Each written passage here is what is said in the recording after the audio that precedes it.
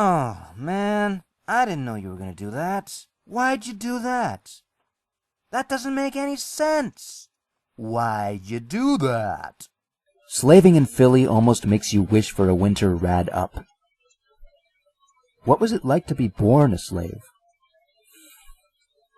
I suppose I should explain something about the nature of being born into slavery, for it is somewhat different from the more common way of simply being captured and forced into labor. You never even know the concept of choice. Your life is little but instruction, following order, following demand. Many would like to believe the myth of growing up in a harsh environment to become a big and tough pony with the willpower to someday overthrow his masters. But unfortunately, that was never going to be possible. The truth is that it more often stunts your growth, resulting in a sub-generation of physically small and weak ponies with no education and little true aspiration. How can a pony who has never known the freedom of the outside world ever know what to want from it? Sure, there might be some strong earth pony, powerful unicorn, or rare and agile Pegasus someplace that once did, as the stories say. But let's just say that isn't possible for me and leave it at that for now. Instead, let me tell you how I came to be where I am now.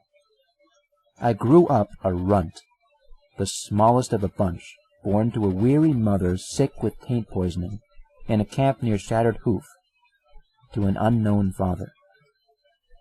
Suffice to say, given the way mares were treated in the slave camps, my father was likely one of the harsh figures giving us instructions and beating the ones who fell behind their quota. At first, it was cart hauling. But as the years passed and it became clear I wasn't going to get any bigger or stronger to meet my master's expectations, I was instead sold off. My mother had begged and pleaded with them. She had offered anything, including herself, to make them reconsider and keep me there with her. Although the memory is now far gone, I still remember the slavers laughing her off. They told her they could already have anything they wanted from her. We were slaves. We had no bargaining chips. I was sold for a measly 100 caps to a rock farmer off the eastern edge of Whitetail Woods. Torn from the hold of my mother, I was immediately dragged into service upon the blank and lifeless duty of shifting rocks in some inane quest for gemstones. With a change in scenery came a change in hardship. While hauling carts and performing physical labor had broken me physically in the past and hurt my body's development, I now was a lone runt in a slave farm full of other delinquents just waiting for a new body at the bottom of the pecking order. They hurt me, bullied me, and stole my food and minuscule amounts of possessions. I had to learn to sneak out and try to steal some back at nights, and I wasn't always successful. These days I still bear the scars of the lash upon my back. Truly, I wish I could say that this foalhood had taught me to be an independent, brave, and determined pony like the ones in the legends. But the truth is, I'm not. Being born a slave has one other problem. As I mentioned before, you do not know choice. You don't know how to think for yourself unless pushed to the absolute boundaries of physical needs, like food or water. If a slaver asks you to jump, you ask into which radioactive crater. The thought of escape and the life outside slavery does not occur to a mind who has only ever known the life of a servant to some overbearing master's wishes. I have no free will, no courage to make my own choices, and few dreams of anything more than perhaps a painless death at the end of it all. If any more proof is needed, all I need to do is look at my flank to see the contract that seals the deal. For my cutie mark bears a looped set of chained manacles, their metal bands open and ready to slam shut about my legs below them should I ever fall out of line. Attained the day in which I was controlled more than any other. It is a continual reminder of my subservience to any master. I apologize if I cannot tell the rest of my life up to this point in great detail. From the day I received the most hated cutie mark a pony could ever have, I was locked into the bad hand I'd been dealt. I suffered the work set in front of me from half a dozen other masters as they passed the unlucky runt around for paltry sums of caps each time. I was bullied, beaten, starved, and ignored to the point in which even I began to forget myself. Each year everything became a little more blurry, as my life became nothing but an unceasing cycle of work, toil, and deprivation. I didn't even need to go into the Waste to find the worst it had to offer. or so I thought. For one day my master in Manhattan received an offer he couldn't refuse. A deal from another master far across the wastes, who was seeking any slave he could get his hooves on for large sums of caps. And so, once more, I was taken into a convoy of other hopeless ponies like myself, and marched to the next place of labor. But this place was unlike the others, for my next destination was Philadelphia, serving under Master Red-Eye. Upon my arrival, I discovered a hell city of nightmare brutality made real, a living, breathing maze of harsh metal, red-hot heat, and a thick, choking smog surrounding a crater filled with deathly magical radiation. The scale was beyond anything I had expected, the workloads beyond what any pony could ever hope to live up to, and an authority commanding us that seemed devoted to a fanatical call for unity. Master Red-Eye often spoke at length to us across the megaphone systems of how we were aiding in the unity that would save Equestria. To slaves like me, all unity truly held was the threat of being dragged away to partake in it. Those poor ponies never did return, nor did any stories of what unity truly meant. To make matters worse for the slaves on a more personal level, that same authority had no hesitations to weed out the weak and use them as examples, to better encourage others to work hard. Unfortunately, as I said, I am particularly weak. I snapped. It was too much for me on my own. The workload broke me and drove me to a mad, cowardly dash for a hiding space where I might shun the forces trying to control me and just forget it all. I don't remember much about what happened on that haunting night when I broke from my designated area and galloped into the smoky darkness towards the ruined buildings to hide away. All I remember is they found me. I was punished with a sentence so severe that I scarcely even remember what they did. They hurt me and told me that I was to die soon, as an example to others when they next held an event. I was thrown back into my pen and put back on rotation until this occurred. An event I quickly realized was going to be the arena of death, the pit. The pit was to happen tomorrow morning.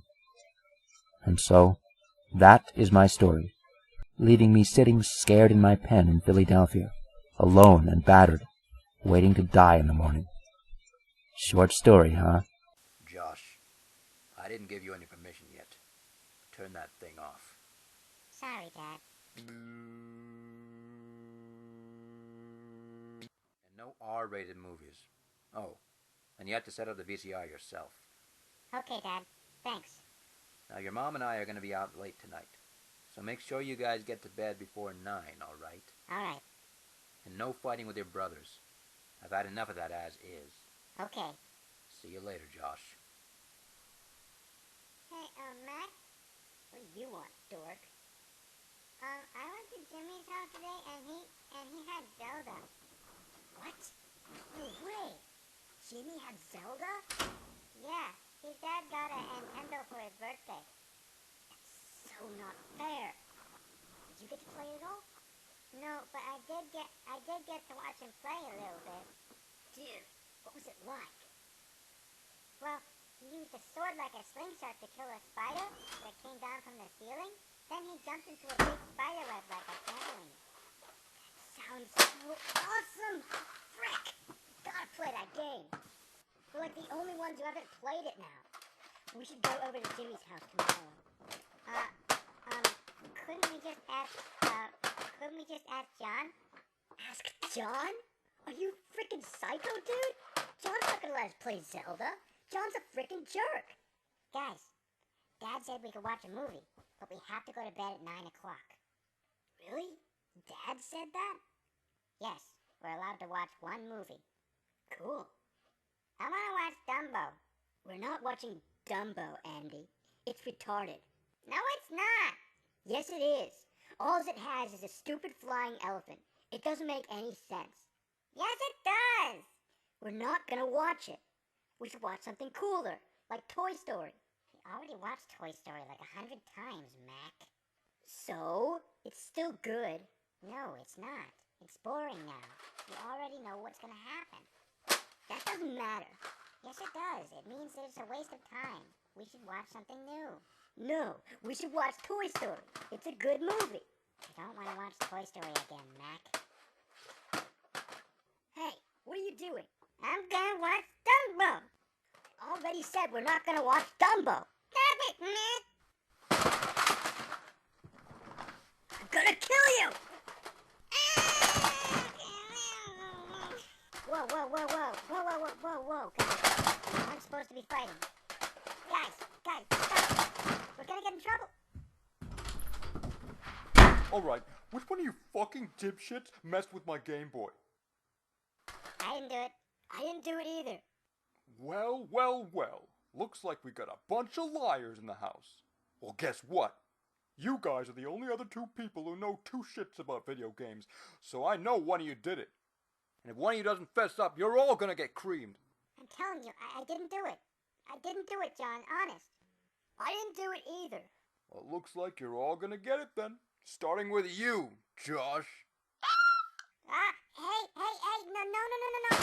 John, I swear. Euphoria. Who's the other? Oh. Euphoria by Zany Brony. Chapter 1. Amidst the Sea. Amidst the Sea. Euphoria. I am Sovereign Maine, and I'm here to ask you a question. Is a stallion not entitled to... I am Sovereign Maine, and I am here to ask you a question. Is a stallion not entitled to the... I am Sovereign Maine, and I'm here to ask you a question.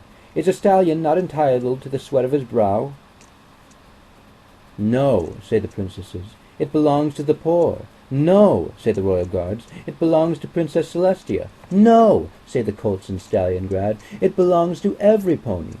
I rejected those answers. Instead, I choose something different.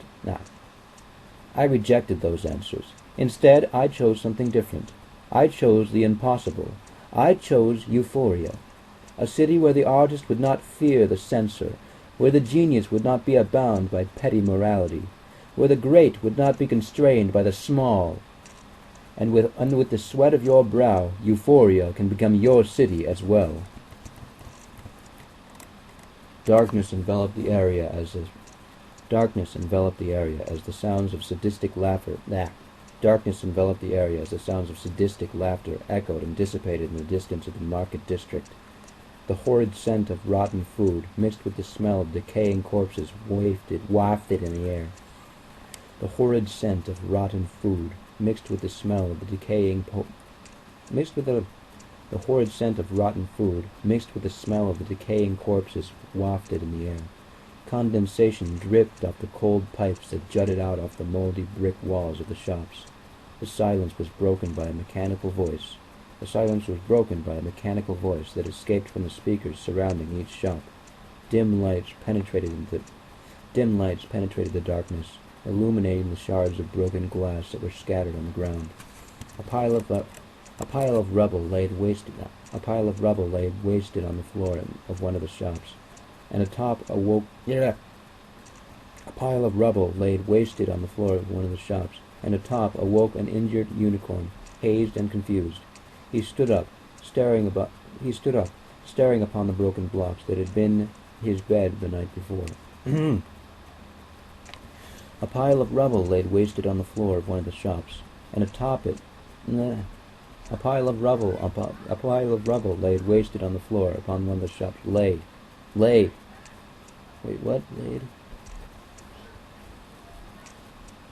A pile of rubble lay wasted on the floor of one of the shops, and atop awoke an injured unicorn, hazed and confused. He stood up, staring upon the broken blocks that had been his bed the night before. He stood up, staring upon the broken blocks that had been his bed the night before. As his hooves placed themselves firmly on the ground, a nauseating odor bombarded his snout, forcing him to the floor. As his hooves placed themselves firmly on the ground, a nauseating odor bombarded his snout, forcing him to the floor once again. His stomach churned as the urge to vomit compelled him to find shelter from the horrid smell. Across the way was a door marked restroom, and without a moment of hesitation he rushed to the sanctuary, ignoring the grim scenery around him. He locked the door behind him and proceeded to release the contents of his stomach into the toilet bowl. With his nausea alleviated for the moment, he went to the nearby sink to wash away the taste from his mouth. He paused for a moment and inspected himself in the overhead mirror. The face seemed familiar, but he couldn't remember who the stallion in the reflection was. The turquoise coat, tainted by stains of dry blood, the burgundy-colored mane, the amethyst-tinted irises were all alien to him. No. All to him. What? The mane? What? The amethyst? What is with you and your words, man? The amethyst. I need to know what that means.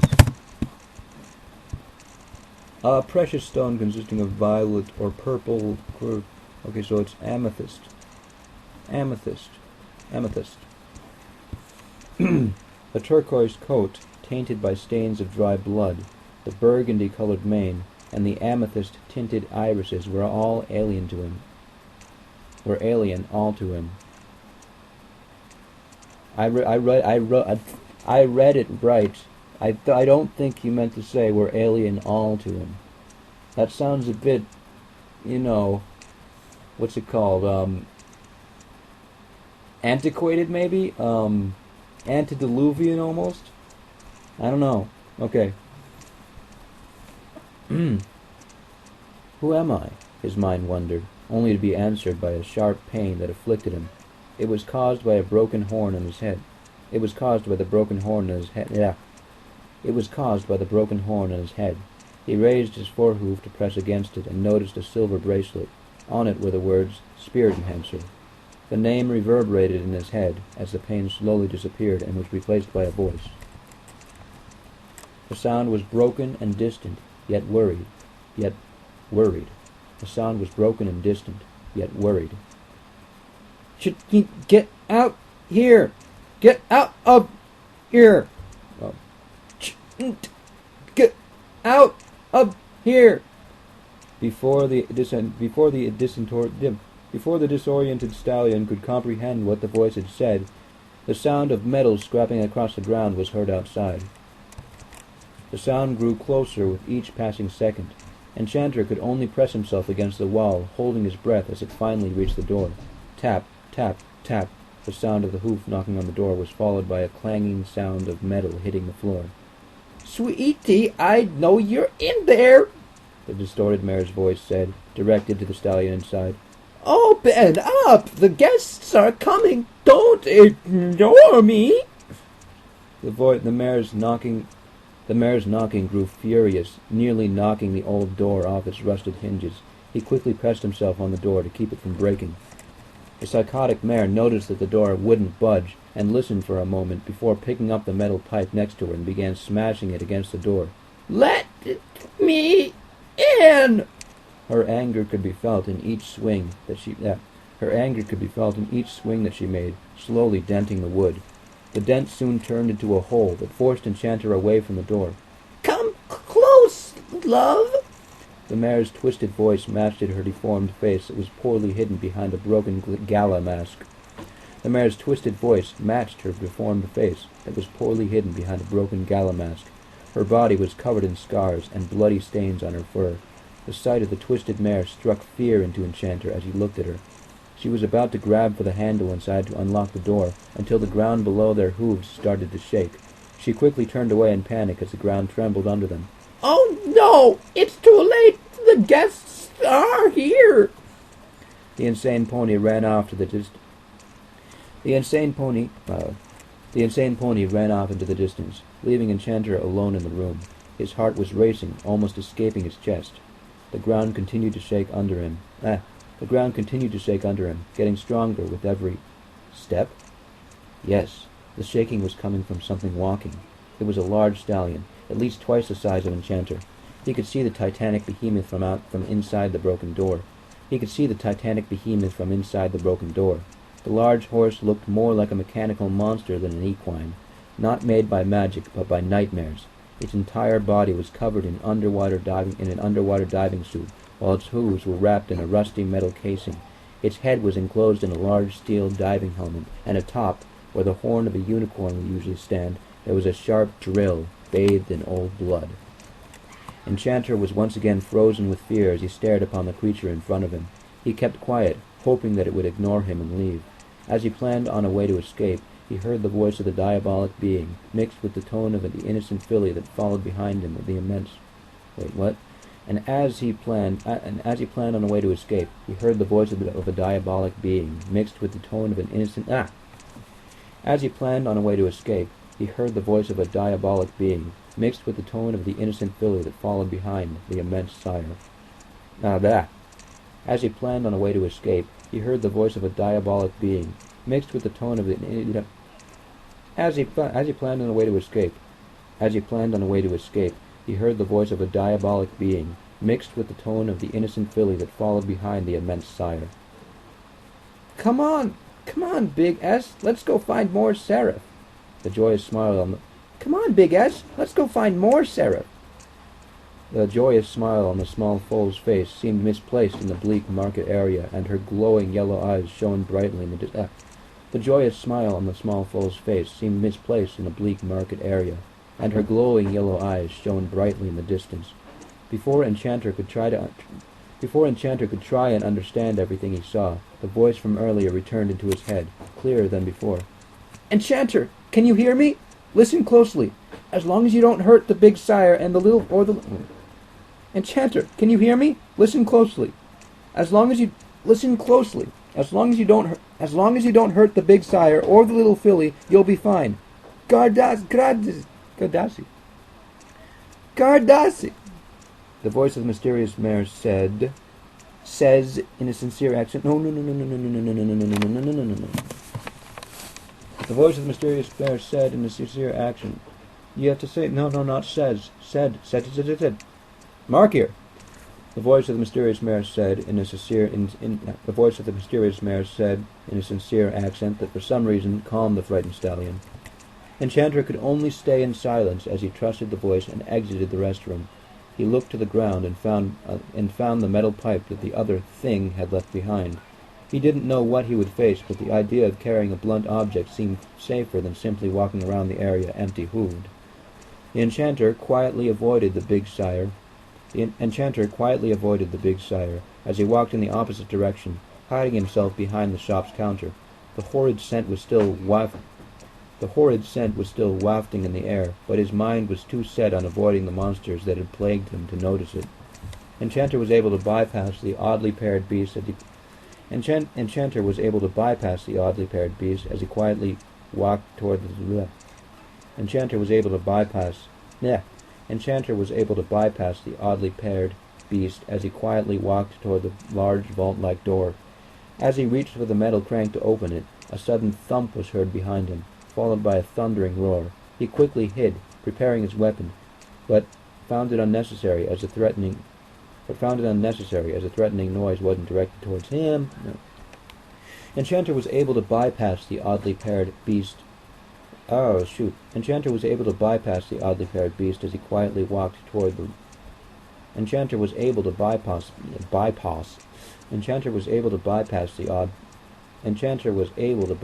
the oddly paired beast as he quietly walked... Enchanter was able to bypass the oddly paired beast as he quietly walked toward the village vault-like door. Where did the village come from?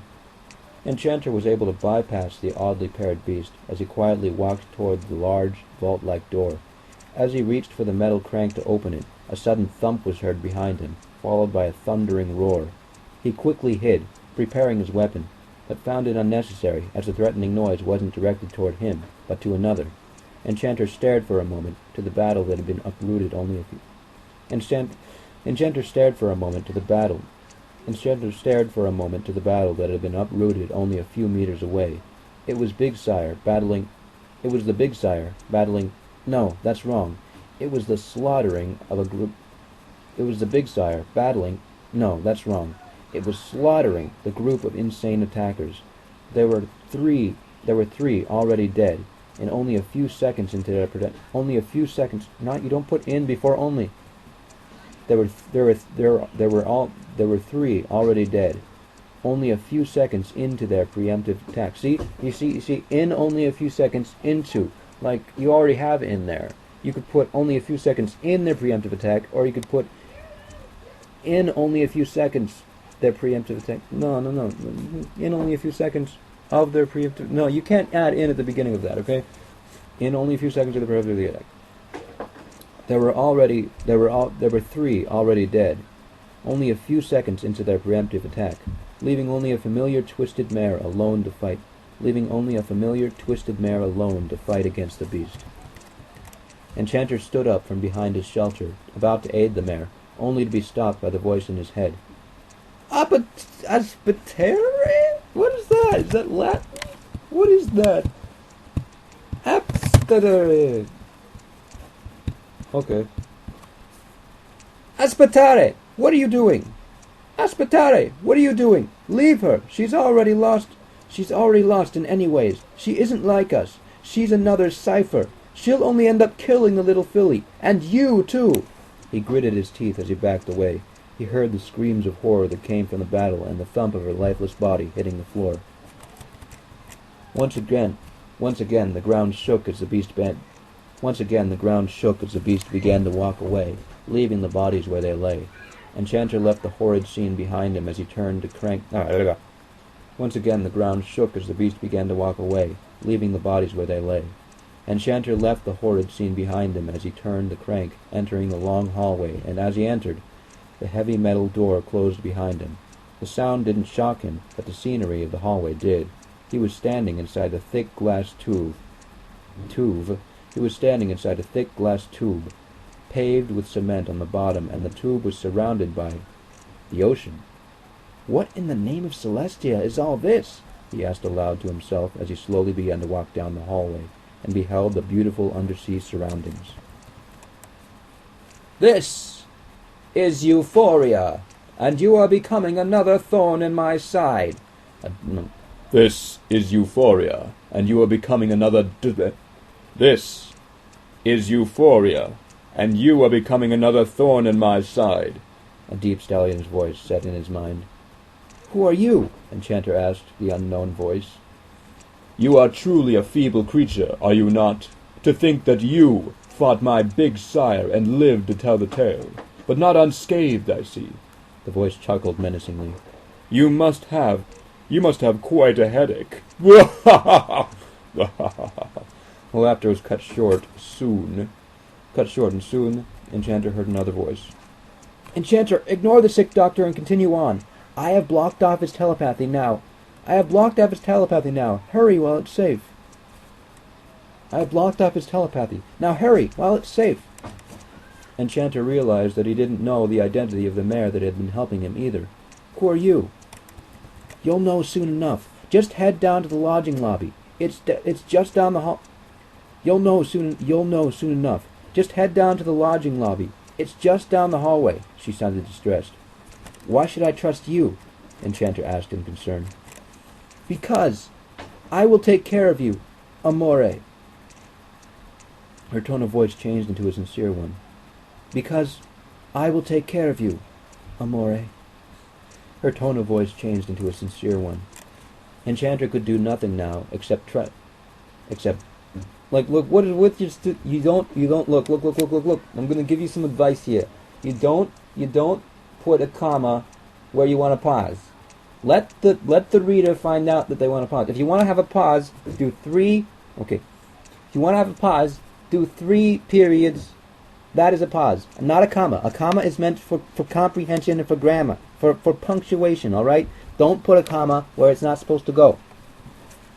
Enchanter could do nothing now, except trust the mare. Look, except you put the comma before now, or you just leave it out.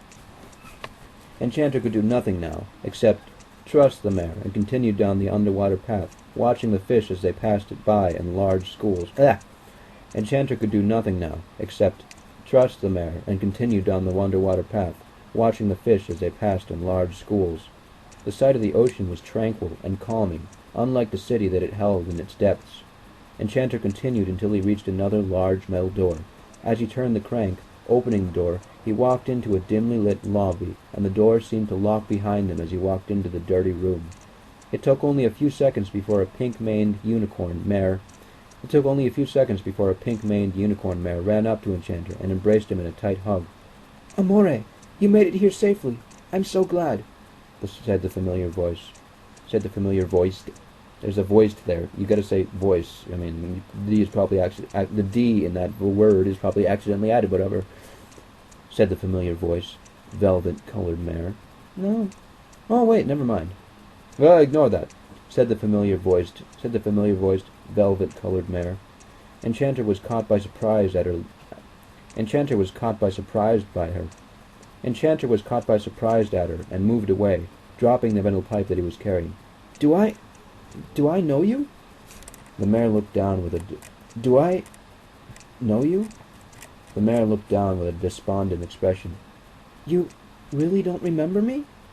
Enchanter didn't know how to answer the question and simply shook his head. I'm sorry, but I don't remember anything before I woke up today. She looked up, surprised, and placed her hoof on his head, inspecting the wound.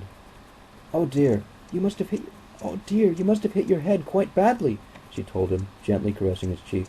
Don't worry, Testro. I'll take care of your injury.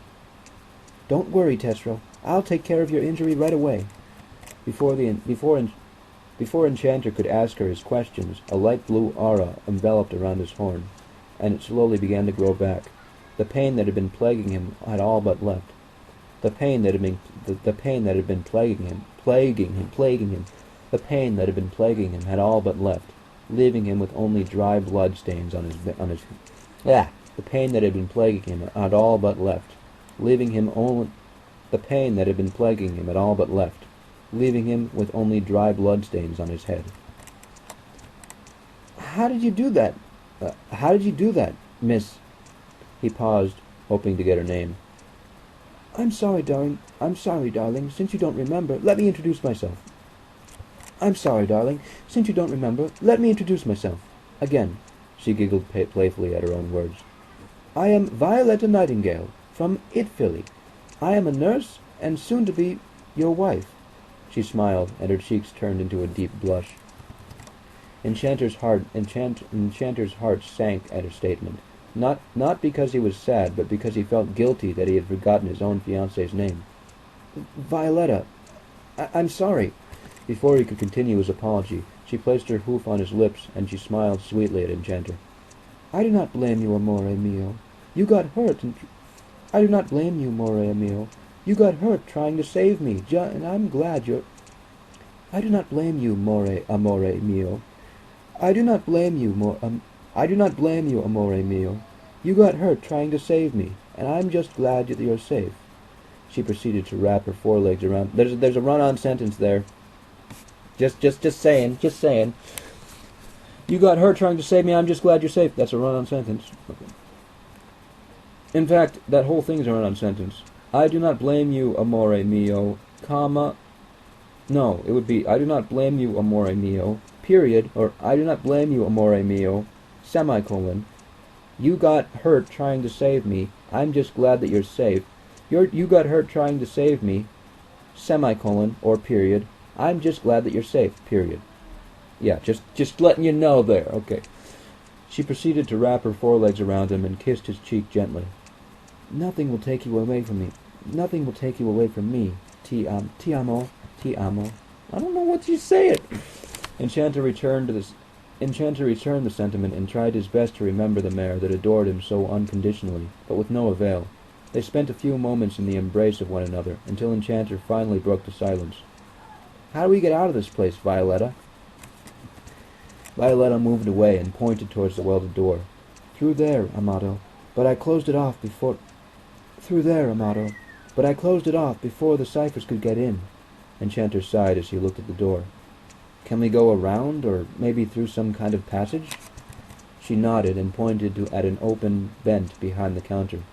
Yes, there we can go into the housing lodge and get the parts that we need for the transporter.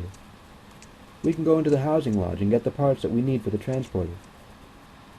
Yes, there we can go into the housing lodge and get the parts that we need for the transporter. Through there we can go... Oh, she nodded and pointed at an open vent behind the counter. Yes, through there we can go into the housing lodge and get parts... Through there we can go into the housing lodge and get parts that we need for the transporter. Enchanter shook his head in disagreement. No, I'll go alone. You stay here, where it's safe, and keep me informed like you have been doing. I don't want you to get hurt. Violetta was moved by his concern and agreed to his request. Violetta was moved by his concern and agreed to his request. Of course, Amato. I'll be sure to lock myself in and safe. As long as you promise to return to me. Enchanter smiled warmly up at her as he grabbed the pipe again and began to crouch down to enter the vent. I promise to return, and together we'll get out of here, Violetta. I swear. He entered the vent and descended into the unknown area that would surely be more perilous than before. Enchanter tried his best to process everything that was occurring, and was hoping for some answers to how he... Enchanter tried his best to process everything that was occurring, and was hoping for some answers to how he... Enchanter tried his best to process everything that was occurring, and was hoping for some answers to how and why he was there. Damn it! He entered the vent and descended into the unknown area that would surely be more perilous than before. Enchanter tried his best to process everything that was occurring, and was hoping for some answers to how and why he was there. Little does, you don't say does there, it's did. Little did he know that the answers that he seeked would only convey more questions of his life in this dark city under the sea. Oh, you brilliant! Oh, no, that's just so brilliant. No. You don't switch tenses ever, unless you you don't switch tenses. You don't. Little does he know that the answers that he seeks will only convey more questions of his life in this dark city under the sea. Now look, I see where you're going. This is what happens. This is what happens when on like Dragon Ball Z or like some TV serial where what will happen next? Little do you but in that instance they're like Goku goes and as Goku runs into the valley. Little does he know. I mean, in that sense, in this sense you've chosen the past tense, so I'm going to critique you for the past tense. Look, when you're using, you got to stick with the tense that you choose, unless there's an actual reason to get out of it, and this is not a reason. Because if you're choosing the past tense, you're choosing the novel form. I mean, you could have chose a present tense, and it would be like a TV show. But a TV show is present all the time.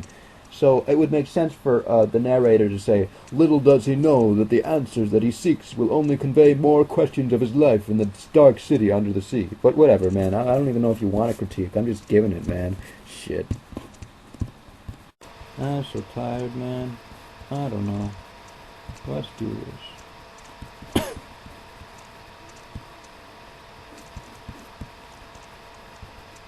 All the stars in the sky. Oh, I was kind of curious about that one. All the stars in the sky. A short story by Linked.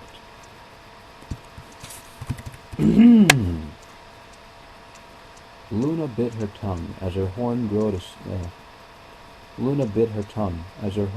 soft blue. Her eyes were fixed on the dark sky before her, staring intensely. The light on her horn grew a bit brighter, setting her balcony aglow. Far above the very tower in which she sat,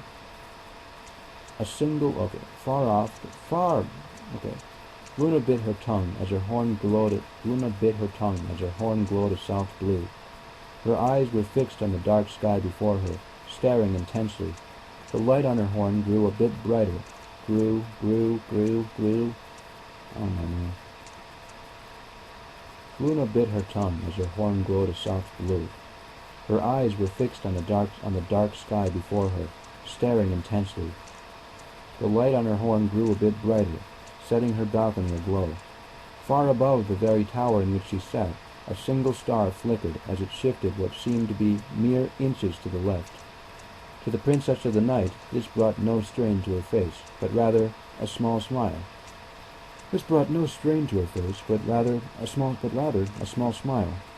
The sky rippled lightly as a star. The sky rippled lightly as a star slid along, and her whole body relaxed. The little light stopped, and she nodded lightly.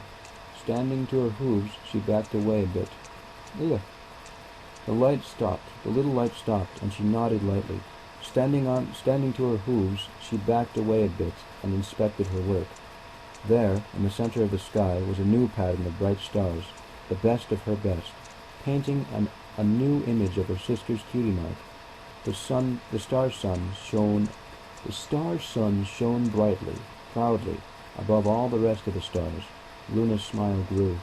This was a hobby of hers, only noticeable by the avid astronomer. At least once a month she created a new constellation, only to disband it later and reuse the stars for the next. Now, with her moon full and bright, and her latest creation completed, she opened her mind to the rest of the world. From behind her, within her chambers, soft music played, and beneath her, the city of Canterlot slept.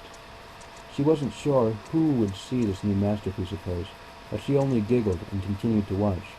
Her mane flowed in the silent breeze. Her hair ruffled like planes of tall grass. Everything was harmonious, peaceful, for not a bird sung, nor did a cricket chirp. It was simple silence, with the exception of the music. She turned around and pushed her flowing silk curtains aside, slipping into her bedchambers, where a grey mare played her cello. Octavia's eyes were closed, and she pulled at the bow with passion, dragging across the strings with precision. Her breathing matched with the movements, and her body swayed with the tune. In the darkness, she unleashed her melody, calming the world around her. Luna sat on her bed and laid back, letting the music drift through her ears. She took a deep breath and sighed. Octavia was just in front of the bed, still lost in her world, and Luna nuzzled her back, down into her plush lavender pillows. "You are a most wonderful magician. You are a most wonderful musician," she said. Octavia's eyes slowly opened. She let her song come to a rest as she dropped her bow and leaned her cello onto its endpoint. Bowing, she said, "Thank you, Princess. It's an honor to play for you." "Nay, it's an honor to hear you. I think you are magnificent," Luna said, sinking further into her bed. Octavia blushed and smiled. "Your compliments are most appreciated. Should I leave you for the night?" There was a pause. "As much as I regret, yes. I seem to be more tired than I thought." Luna looked up to her with a smile. "Thank you again." Octavia put her cello into its case beside her. She then tucked the bow into it as well, closed it, latched it, and slung it on her back, using the strap to keep it in place. "It is my pleasure, Princess," she said as she headed for the door. "Same time next month." A light chuckle filled the room as Luna looked out her window. "Yes, that would be much appreciated. Have a fair night." Octavia pushed open the large blue regal doors and stepped out into the hall. "You too," she said with a polite smile. "And good job on the sky tonight. It's absolutely marvelous." The door shut, and Luna felt the heat in it. The door shut, and Luna felt heat fill her cheeks. She blinked and examined her night. She truly had done well, hadn't she? Her eyes slowly closed, and she let her head fall with a satisfied breath out. Turning to her side, her eyes reopened to view a small bedside table. Atop it was a candle, its wicker dead and charred. Just beneath it was a collection of papers with scribbled drawings that looked like simple connect-the-dots puzzles from Philly coloring books, but to Luna they were a map, a representation of what she knew. Some, if connected, made symbols like that of the Royal Guard, two swords crossing each other. Others made history, the Statue of Discord being one of them. These few papers laid next to the back folder, made next to a black folder that had a crescent moon painted on it, and the words Lunar Archives just beneath it. She rolled her eyes and chuckled. Ponies had become so orderly, neat, and collective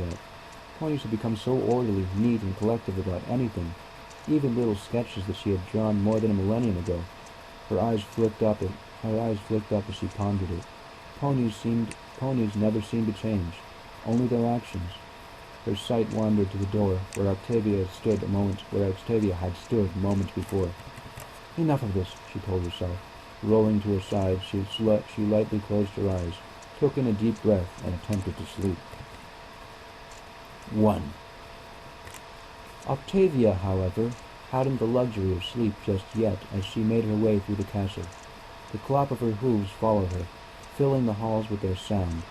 Torches warmed and illuminated with huge, arching hallways, and the night guards stood at attention on either side, their faces steeled and bodies petrified behind their sleek black armor. Their eyes seemed to glare at her, tracking her as she moved on. She offered them weak smiles as she passed them, hastily trotting away. Her breathing was shallow, but her face remained calm as she pushed onward. Soon she would be out of the private quarters of the castle, and soon out of the castle altogether. The golden archway into the throne room came into view as she rounded a corner, and she stiffened to prevent breaking into a canter. She kept her slow trot and slipped through the arch at the same pace. Now she walked down the long red carpets, out of the room, and into the foyer. The castle entrance was closed, and she bit her lip as she scuttled down the stairs into the lobby. 2 guards stood on either side, watching her closely as she approached. She swallowed hard and said, yes. Hello, gentle colts. Miss, one grunted. He stepped forward and eyed her over. She gave a weak chuckle. You see, yes, I just need to be on my way, so if you could please open the doors for me, I'd be ever so grateful. The dark stallion looked her over once again, and she could feel his gaze pressing down on her chest. Her lungs seemed to contract, becoming smaller and smaller, and soon she was lightheaded. Biting her lip harder, she did her best to match the guard's gaze, but things soon started spinning, and she feared she would begin to hyperventilate. Eventually, the guard grinned and nodded, unlocking the door with his pale yellow magic, and getting back to his post. Here you go, miss. Yes, thank you, she said, turning her eyes away from him and escaping into the crisp night air. As soon as she was out, she took a deep breath and nearly collapsed on the spot. Her legs felt like jelly, and wobbled like it too, but she continued to walk on, down the cobble road and finally out of the Golden Castle gates. Her home was in Canterlot noble quarters, solely for the fact that she was in the gala quartet. Money came with fame, and with fame came nobility, which she gladly took in the form of a small house on the district edge. It was no grand mansion, but it certainly outshined many of the other ponies' homes in the rest of Canterlot. With its extravagant Victorian exterior, large windows, a bedroom balcony that overlooked the road, and 4 tall chimneys that sprouted up from the angled roof. She trotted up the small wooden stairs onto her covered porch, and pulled her keys from the small pocket on the side of her cello case. The streets were lined with lamps, their orange glow allowing her to find the correct key on the ring with ease. She slid it into the lock and clicked.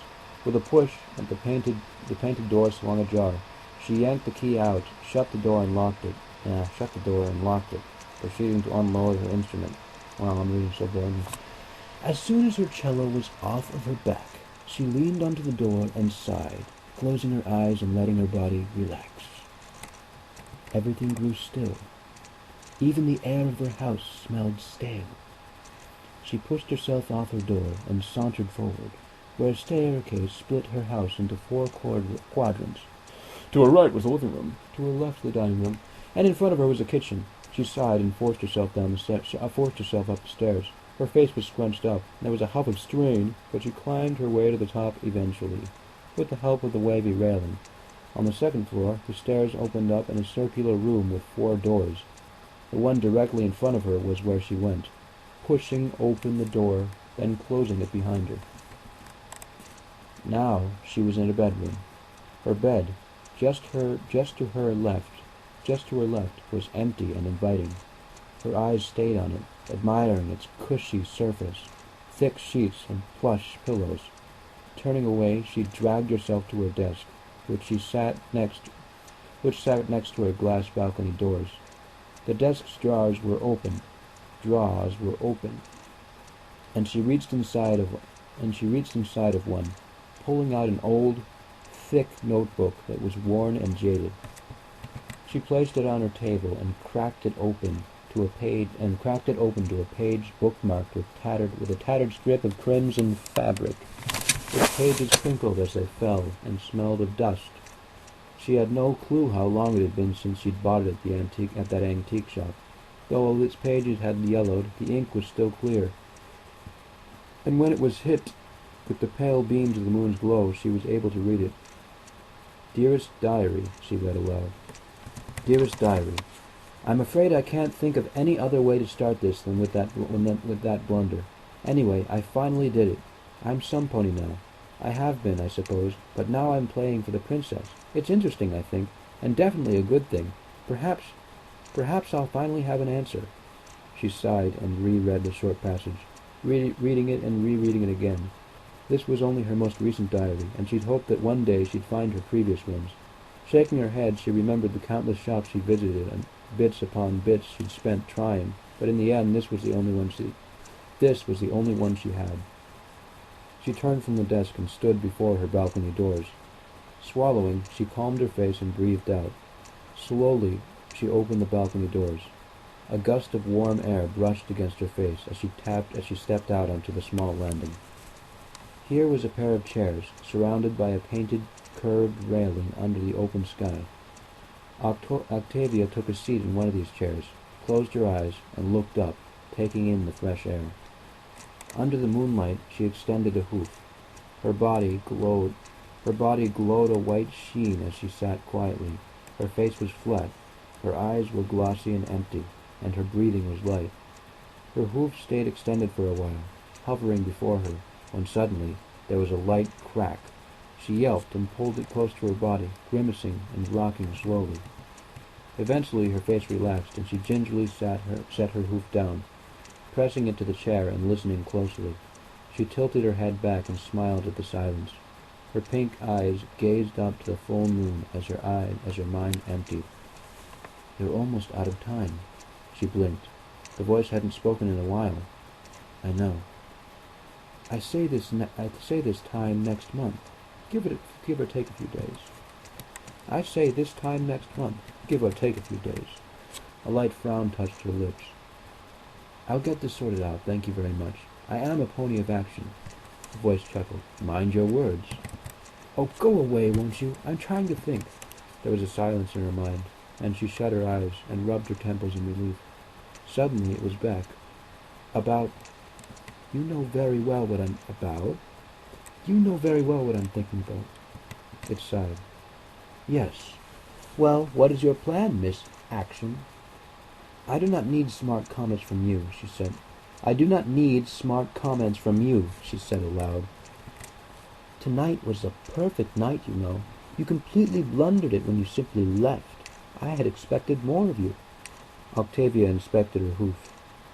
"I still have time. And besides, I play for her regularly. In fact, I think I'm due to play for her evening meal tomorrow." "True, you have time, but not much. I suggest planning your days." It laughed. She ignored it and instead looked up at the sky above. Celestia's cutie mark was burning brightly for the world to see, but Octavia smiled simply for the fact that it was crafted by her princess. An image of Luna flashed in her mind. She saw the princess sitting on her balcony, just as she had the countless other times that Octavia had played for her. Luna was painting with the stars again, but in this image Octavia was not sure just what the new art would be. Whatever it would surely be special, and she knew it. Shaking her head, she let her head and ears droop. She stayed there in the chair for the rest of the night, until her body burned and her skin prickled, and the moon had begun its descent. 2.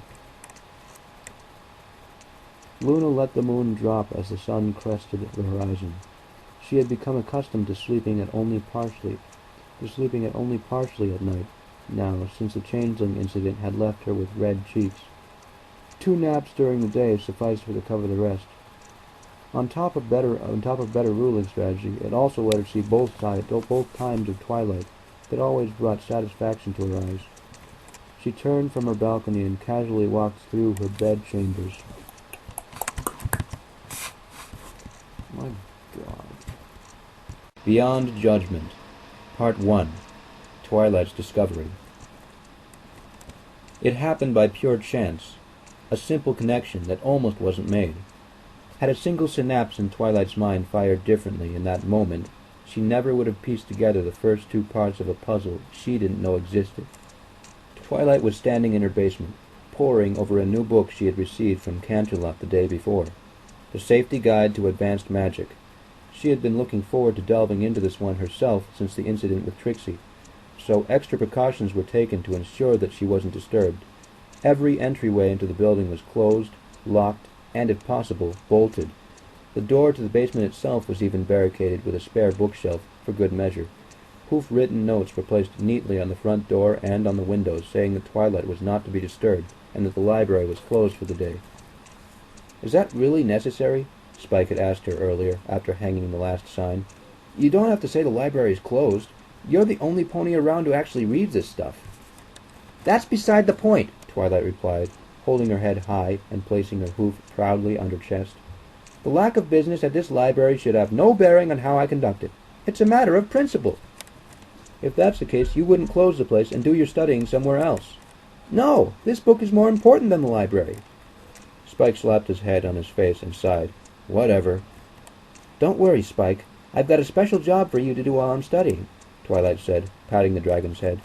Annoyed, Spike swatted the hoof away, and then saluted at the idea of being given a task. "Right. What do you need?" he said, and produced a parchment and a quill. "First, I need you to go to Sweet Apple Acres and get me the largest apple you can find from the smallest tree in her grove. Then, I want you to go to Carousel Boutique and get me 3 ounces of powdered rubies. Just don't eat it. Finally, I want you to go to Zakora's and bring me a jug of potion-grade purified water. Purify it yourself if you have to. Got all that?" "Purified water. Got it," Spike said, as he finished his dictation. "Wow, that's one heck of a list. It'll take me all day to get this stuff." Twilight used her magic to open the front door, and started to push Spike out through it with her head. "Well, then I guess you better get on that. Goodbye, Spike. Remember, don't come back until you've got everything." Caught off guard and physically off balance by Twilight's insistence, Spike hesitated before closing the door. "Geez, it's like you're trying to get rid of me or something. What's all this for, anyway?" I'll tell you when you get back. Hurry, though. You've got a lot to do, and daylight's burning." Yeah, I'm on it," Spike said, turning to leave and waving back. "Have fun studying." Twilight sighed in relief as she magically closed the door. She then retrieved the quill and the checklist she had hidden from the baby dragon in the drawer of her study table. "Send Spike on a pointless errand that will keep him occupied all day? Check," she said, ticking off the final item. Spike was surprisingly resourceful on his errands, and never returned empty-handed without good reason. So just to make sure he wouldn't get back until nightfall, Twilight had asked Sakura to spend the afternoon, keeping him busy with that water. If it wasn't too much trouble, of course. "If a stall tactic is what you need, have no fear, you can count on me," Sakura reassured her. "He'll spend all day on a useless brew, and once upon nightfall, I'll send him home to you." All the effort of closing up the library and sending Spike on a pointless quest wasn't just for her own peace of mind, but for safety's sake. After all, Twilight was preparing to study a safety manual, and it's impossible to practice safety during dangerous spells without, well, danger. A stray bolt of energy in an open field could go anywhere, but in her basement, at least she was contained. The downstairs room was at least as large as the main room upstairs, but the walls were of solid rock. The roots of the great old tree of the library was carved out, weaved, and tangled around the walls. She usually reserved this place for running larger experiments like this. Twilight herself would be all right, probably. She just wanted to make sure everyone else would be, at least. Back when Twilight had faced the grumpy Ursa Minor, She had used every bit of her magical power to ease him back to sleep. More power than she was aware she had at the time. The adrenaline rush at the time kept her going forward, but she paid for it the next day with a terrible ache all through her body, especially her chest, head, and somehow even her horn. She refused to pour that much energy into a spell until she could get her hooves on the safety guide for advanced magic.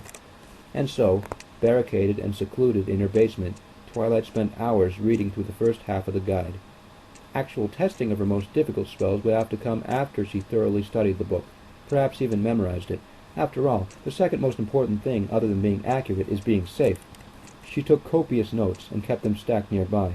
Having anticipated the need for cross-referencing some information, she made a point of selecting every possible book she expected to need and placed them in the shelves she barricaded the door with.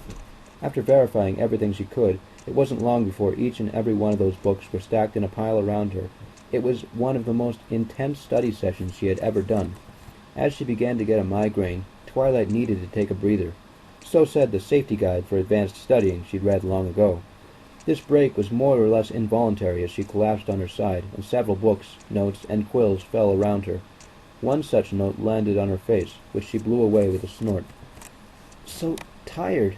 But I can't quit," Twilight mumbled to herself. "If I'm going to keep learning magic, I have to be able to learn even stronger spells. If I can't do that safely, I'm no good. This is too important. I can't let Celestia down." Twilight's heart wanted to go on, but her mind wouldn't, so she rolled over with her head on a book as a pillow and allowed herself a small nap. Again, this was largely involuntary. She had actually rolled over because she landed with the spine of a book wedged against her own as she fell. Once she turned and her cheek touched the cool, soft leather binding of the book, it was lights out. A few hours later, Twilight eased back into consciousness. She slowly staggered onto her hooves and looked around her, dreary-eyed. "The first thing to do after falling asleep during a study session is to determine where you were before you were passed out," Twilight said to herself, quoting the safety guide to advanced studying, with a little bit of a dazed slur and a droopy eyelid. Twilight shook her head a bit to regain her composure, and started to collect and organize everything around her, glancing through all her notes and the open pages of the books where they lay. They all swirled around her in a purple aura of magic before settling into their places. Also, check any paper products in the vicinity of where your head was to ensure that you didn't drool on anything. If you did, immediately rewrite any notes and tally the cost of any borrowed books that have been damaged," she continued. The thought of harming that wonderful book that was kind enough to be her pillow was enough to startle Twilight back into focus. She magically lifted it up to her face and examined it all over in a panic. Seeing that it was all right, she sighed deeply and indulged herself with one last nudge of the cheek before placing it down with the others. "Okay, that's enough fooling around. Back to work," Twilight said, delving back into the guide. The particular chapter she was on was about how a unicorn can tell if she is pushing her magic too hard. It is difficult to verify what it is like to continue to increase the power of a spell. It is difficult to verify what it is like to continue to increase the power of a spell with this kind of suicidal intensity, as unicorns have forfeited their lives in this manner. However, there are records of it is difficult to verify what it is like to continue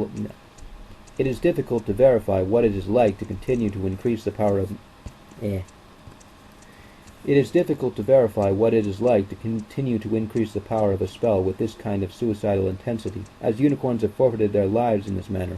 However, there are records of a few unicorns that have pushed themselves to the brink and survived. Descriptions vary, but they all seem to involve the caster's physical feelings of becoming numb. Descriptions vary, but they all seem to involve the caster's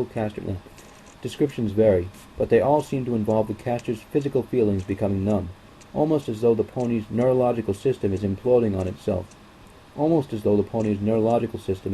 in on itself in the very center of her body.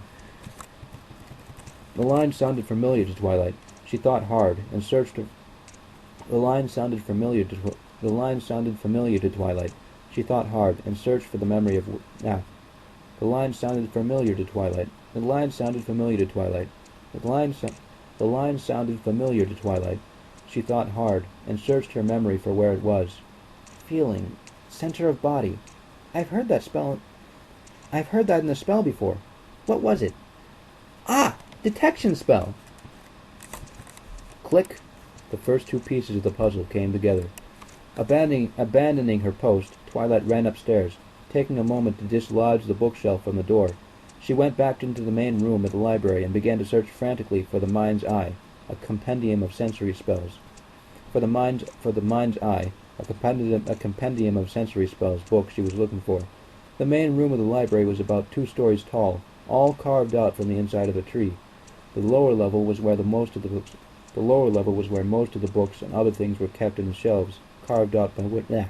The lower level was where most of the books and other things were kept in shelves, carved out by wood. The lower level was where most of the books and other things were kept in shelves, carved out from the wood. Floral design carvings adorned the shelves, and other floral design carvings adorned the shelves. Floral design carvings adorned the shelves and other surfaces along the walls and ceiling. At the upper level there were balconies on both the outside. At the upper level there were balconies both on the outside and the inside, which also included Twilight and Spike's bedroom. At the upper level there were balconies both on the outside and the inside, which also included Twilight and Spike's bedroom. Oh, if only Spike were around, he'd know where it. Oh, if only Spike were around, he'd know where it was. He'd know where it was. Oh, if only Spike were around, he'd know where it was. He'd know where it was. If only Spike were around, he'd know where it was. Aha! There it was, all the way in the back of the book. What? There it was, all the way in the back of the book. The most difficult spell listed in the Sensing Ponies chapter. All living creatures seem to emit a kind of energy. Studying this energy is extremely difficult, as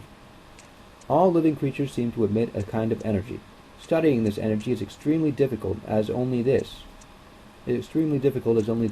The most advanced sensory spell ever conceived is able to detect it.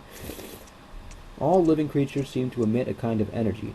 Studying this energy is extremely difficult, as only this, the most advanced sensory spell ever conceived, is able to detect it. No. Studying this energy is extremely difficult, as only this, the most advanced sensory spell ever conceived, is able to detect it. If a pony is able to successfully cast this spell, she will be able to feel the energy in other creatures. This energy is always focused in the center of its body, around the heart. Oh wow! So this detection spell senses the energy. Oh wow! So this detection spell senses the energy of a pony. The same energy that fades when a pony uses too much magic. The same energy that fades when a pony uses too much magic. Twilight whispered to herself. Something didn't seem quite right about that. It was all getting a little spooky, but Twilight knew to be prepared for when that. But Twilight knew to be prepared for when the. Twilight knew to be prepared for when she read that unicorns had died from pushing themselves too hard. Knew to be prepared for that. But Twilight knew to be prepared for that. But Twilight knew to be prepared for that when she read that unicorns had died from pushing themselves too hard. Wait, I've heard that before too. Sensing the heart. It was in the story I read from the war history book. From a war history book. Click. Another piece fit together. This story took Twilight a little longer to find in all the history books. She was afraid she wouldn't find it at all, since the story wasn't about magic, but about the scout whose companion was mortally injured during a failed mission. She was bleeding so much I couldn't do anything about it. I don't know healing magic. I just sense things. A fat lot of good this was doing us now. I kept telling her she would be all right soon, but she never said anything back. I just held her in my hooves. All I could do was sense. I sensed her blood spill slowly on the ground. I sensed her breathing slow. I sensed her heart stop. I sensed her energy fade away. I sensed all of it. A chill went down Twilight's spine as she read the passage, but it all made sense. The energy these books were all talking about wasn't just magic or feeling. It was the life force of a pony. I've read about the idea of a life force before. I've read about the idea of a life force before. I've read about the idea of a life force before. Medical books. I need healing spells. Click, click, click. The pieces were all coming together. Twilight was figuring something out, but she wasn't sure what it was yet. She had completely forgotten about magical safety at this point. To the contrary, she was making something very unsafe. Most of the advanced healing spells Twilight read about made some kind of mention to a life force. It generally involved mending the body in such a way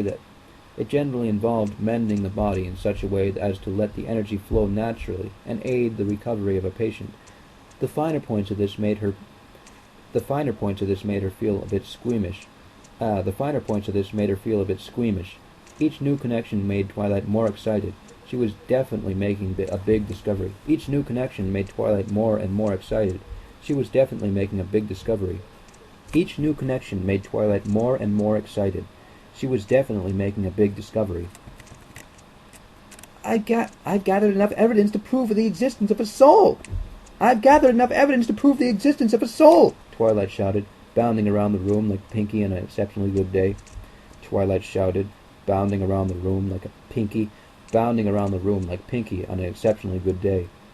I could write a thesis. I could write a book. I could win an award. Twilight stopped suddenly, as a new idea dawned on her. She had evidence, but to really prove it, she would need more than that. She needed a use for it.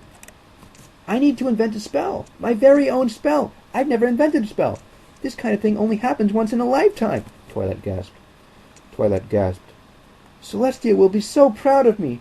I just need to think, what can I do with this? Ah, I know. Click. Just one last piece left to fall into place. Twilight recalled another quill and parchment from her desk. She then transcribed everything she had just discovered about the function of life force. The use of a telekinesis spell in combination with the sensory spell she just learned. She theorized how it would be possible to hold on to life force without letting it fade away. She theorized how it would be possible to hold on to life force without letting it fade away. Of course, a number of healing spells would be necessary to recover the body of the pony whose life force was already fading. She then read aloud as she wrote the conclusion of her spell. Her writing was calm and steady, but her voice was shaky and ecstatic. And so, with the body restored from its initial injury, the life force is then pulled back into the body. With the body restored from the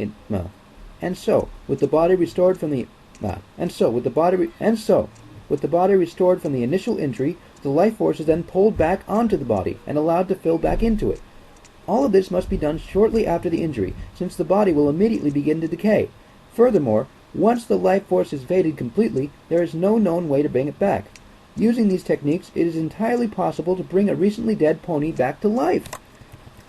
There was a long pause in the library after Twilight finished her writing. The quill and parchment hung in the air as the significance of what she said. There was a long pause in the library after Twilight finished her writing. The quill and parchment hung in the air. The quill and parchment hung in the air as the significance of what she said. As the significance of what she had just written in. As the significance of what she had just written sunk in. Her eyes still wide and somewhat crazed. She could bring a dead pony back to life. She wasn't even sure Celestia herself had that kind of power. Click. A few hours later, just as night started to fall, Spike returned from his errands. He struggled to carry a jug of the most pristine water any pony had seen.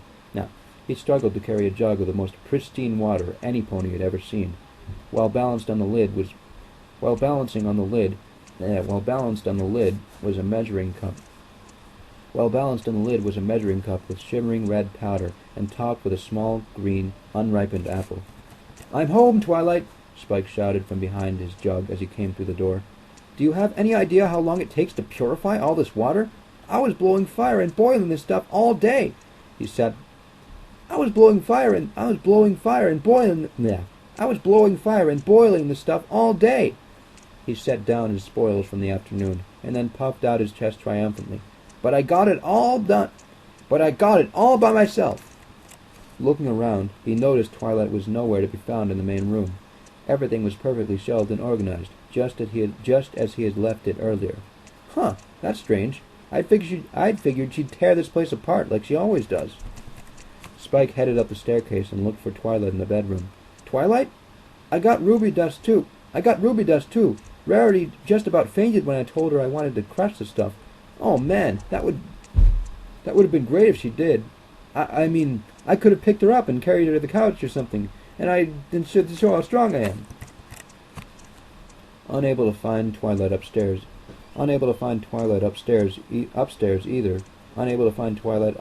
either, Spike headed back down to look in the basement. He was starting to get a little worried. She never stayed out late unless Pinkie was throwing a party or something. She wouldn't be anywhere but here while she was studying. But why wasn't she responding? The apple was the hard part.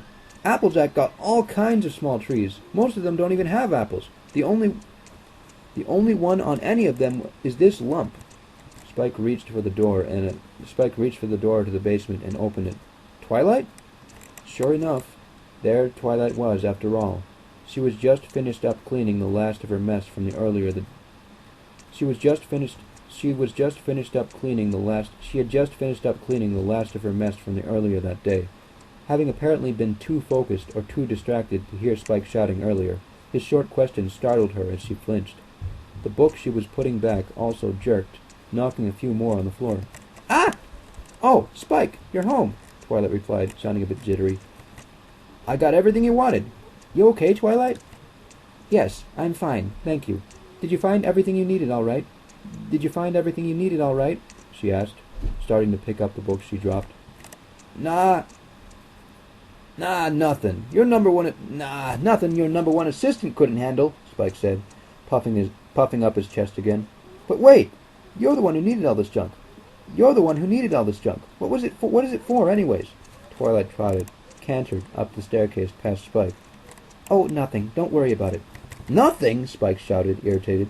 "I spent all day getting the stuff, and you don't even want it?" Turning back, Twilight said, I'm sorry. Thank you for getting all this for me, really. I just don't need it right now is what I mean. It's been a long day. I think I just need to go to bed." "If you say so," Spike said, then scratched and yawned. "Yeah, I'm worn out too. I walked clear across Ponyville today. It's like some pony picked the longest errand for me on purpose," he said, raising an eyebrow. "It's like some pony picked the longest errand for me on purpose," he said, raising an eyebrow at Twilight. Twilight didn't respond, and just continued cantering up to her bed. A brief look of concern flashed across Spike's face. He didn't know what to make of her behavior, so he just shrugged it off. "Ponies," he said. He thought dismissively. After having dinner by himself, Spike went up to the balcony to his own basket bed at the foot of Twilight's. She seemed sound asleep, so he climbed in and started to settle down for the night. Spike?" some pony whispered. The voice was so soft, Spike thought it may have been Fluttershy for a second, before he realized it was coming from Twilight, who had lifted her head. "Yeah?" he replied. "Can I ask you something? Can it wait until tomorrow? It's just that... Would you mind sleeping over here with me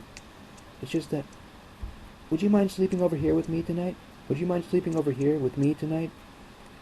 That caught Spike by surprise. "Huh? But we've slept together since you were a filly.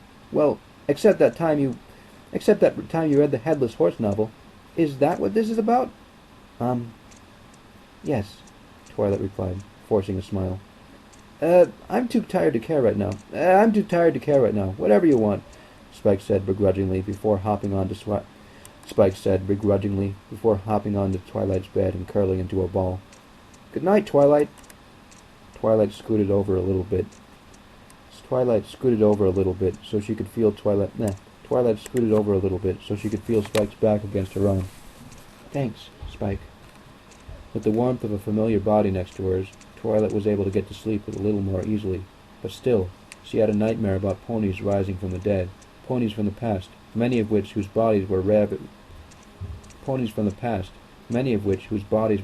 by time.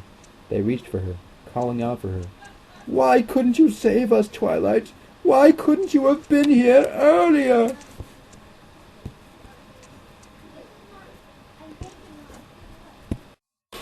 Hello and welcome to First Worthless Commentaries. This is my first video for this channel. This is a commentary channel. That means it's going to just be commentaries on random things. So what you have to do is I'm going to say 3, 2, 1, go. And when I say go, you're going to play the video that I am commentating, because I can't, for copyright reasons, I can't post the video with this commentary. So when I say 3, 2, 1, I'm going to do it so it's timed so you can do it. 3, 2, 1, go. When I do that, next time I do that, you play the video. The video is Ghostbusters, My Little Pony Friendship is Magic. Go find it somewhere. If you have the DVD or if it's on Netflix or whatever. The starting point is like right at the beginning when Spike's like, "Come on, Twilight." That's the starting point. So yeah, okay. You ready? This is good. Here we go. 3, 2, 1, go. Yeah, Twilight, you can do it.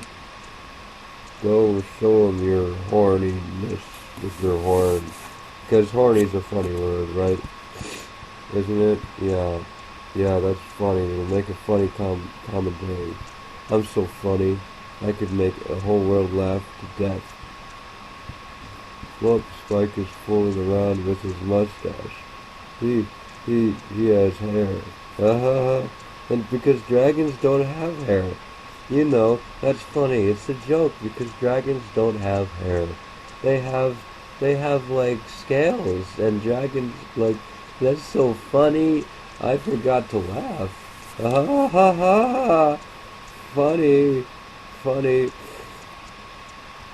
Look at Pinky jumping, and she's blowing the balloon, and she kicked the apple tree, because that's what Applejack does. I wonder why Celestia's just sitting there on the throne all day. I mean, why did she do that? That doesn't make no sense. So Twilight's so good at spells, why doesn't she just, like, I don't know, cast a spell to make everyone else good at spells? Because, you know, that would be fun, right? Yeah, a ton of magic. There's too much dialogue. I can't frickin' talk without being distracted by the dialogue. I mean, look at this. I have to concentrate on my own words and not be able to watch the episode. And I haven't seen it enough. It's the great... Oh, here she comes. Get your, I don't know. Get your cameras ready. Get your signed autographs ready. Get your pieces of paper and pens ready. She only signs for the first few, you know. Here we go. Oh my god, it's coming. Ah! Look at how astonished they are. They're actually very, very surprised at how magical that was. Like, Twilight couldn't do that because she's not a stage pony, she's just a magic pony. She couldn't do that at all. Rarity, you boast all the time. What are you talking about? Stop being hypocritical. And, you know,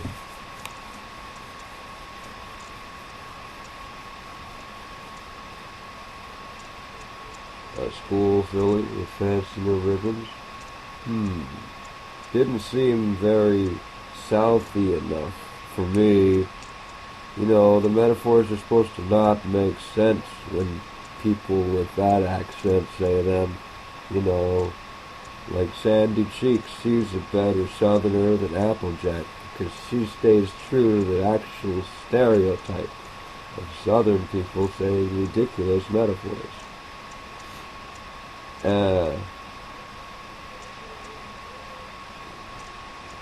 I wonder if people have...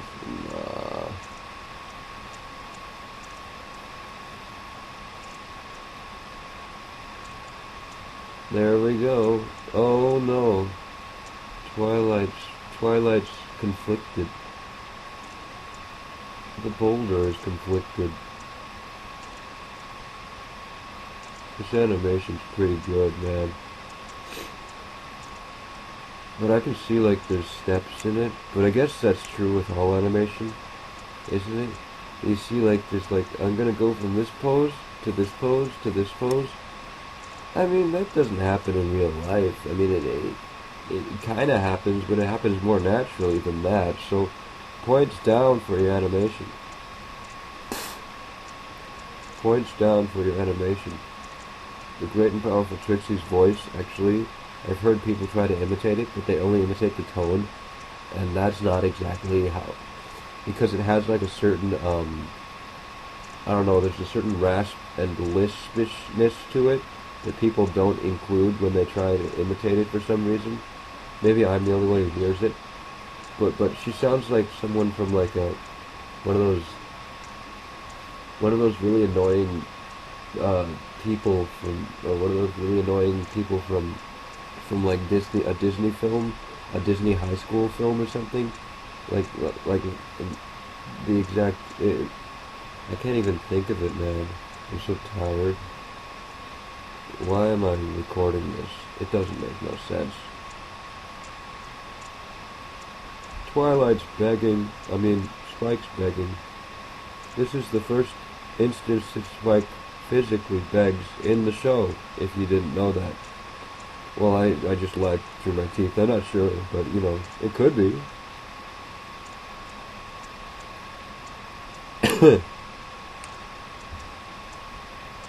She looks so evil. Why does she look so evil? That doesn't make any sense.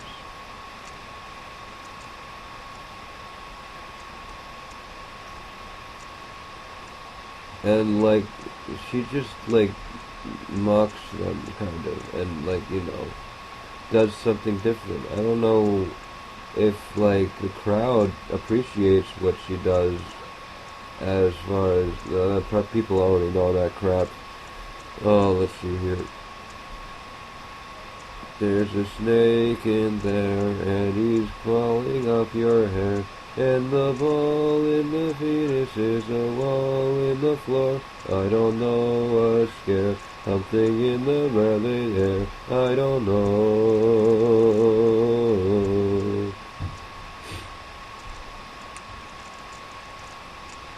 Here goes Dash. It's Dash's turn to be brilliant. Man, I'm so tired I can't think of nothing to say. Look, she just did like a 360 windmill thing. She broke the cloud. She should be wet. That doesn't make any sense. You know, like, you know, water. I guess there's water there. But, you know, she should be wet, right? She broke the clouds. Damn it. Why is this show so good? It's not fair. I was, like, making a comment, and then it was, like, just, like, disproved right in front of me. Damn it. Stupid show. Stop being so good. I'm trying to be stupid right now. I'm trying to be a stupid mockery. And that's a pretty cool spell. She can control rainbows. Can Twilight control rainbows? That's pretty cool. I mean, you could probably use that to control the Sonic Rainbow. And then, like, make, like, a big explosion, nuclear explosion.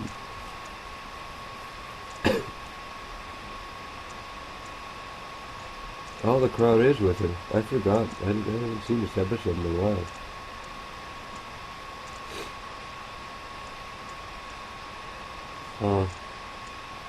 I don't know what to say. Look, there's people in the background and they're blinking. Oh, they're all blinking in different times and they're sort of moving their heads. That must be a boring job, animating those background characters. I mean, like, all they're doing is blinking. Maybe it's just programmed. Like, you just, like, have, like, if random equals 1 or something, then you blink, then you say blink. Then you say execute blink. Maybe it's just action script. Because, it's Flash. And that's a clever way. But, I don't know. And here goes Rarity with her grace and beauty. I don't know. Look, it's whatever her name is. Bon. She's smiling. She's smiling.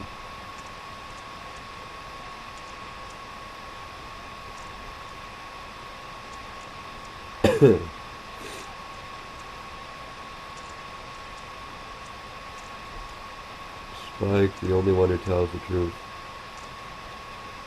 What's that in her hair, like the little stringies? Are they like straws? She was insulted because Rarity didn't like green hair.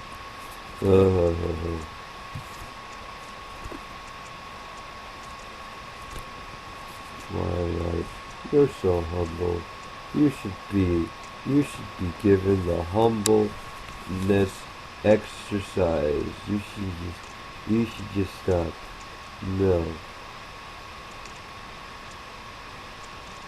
She don't want to demonstrate her magic. She just wants to be good at magic and not show off.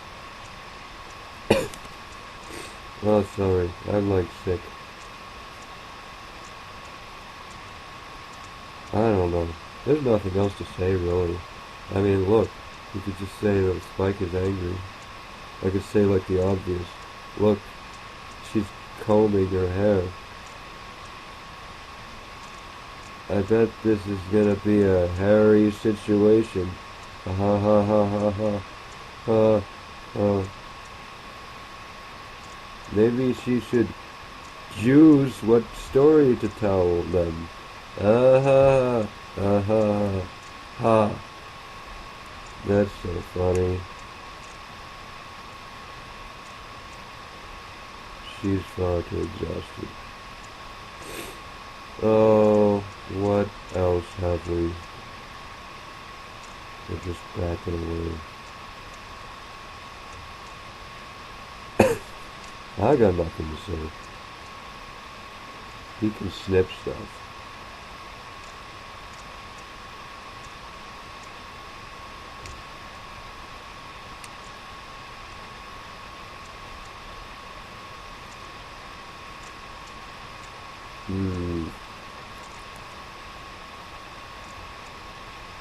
I don't know. There's nothing else to say. Maybe I should stop. But I kind of don't want to stop. I'm just gonna like look back at this like when I'm sane and be like, what the fuck is wrong with me? Anyways,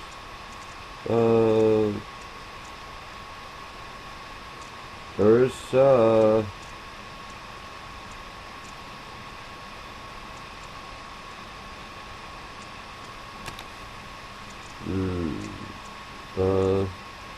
Looks like Spike is conflicted. Twilight has been reading Shakespeare for some time, and that's what she's reading right now, if you can't tell. You can tell by looking at the books. Oh, look, the books in the background right there are all piled up badly. Twilight's a terrible librarian. She doesn't keep track of her books. And she can create doors. Where did that door come from? I mean, how does magic work? You obviously need to get the wood from somewhere, physically, right?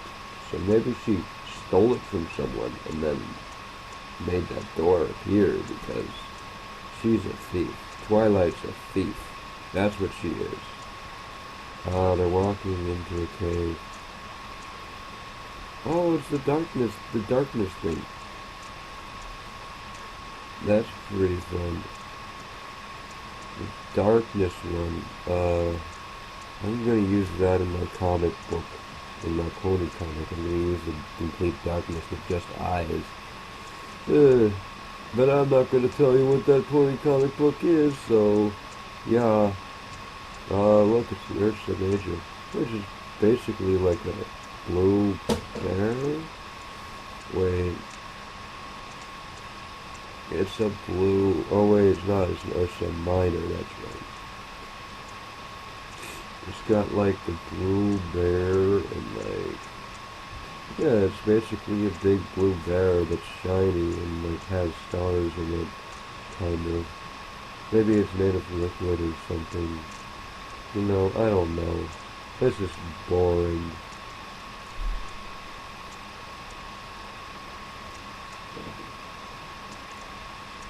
Trixie really sleeps in there. She must be quite the traveler. Ha-ha-ha. Ha-ha-ha. I don't even know what that means. And there comes the Ursa Minor.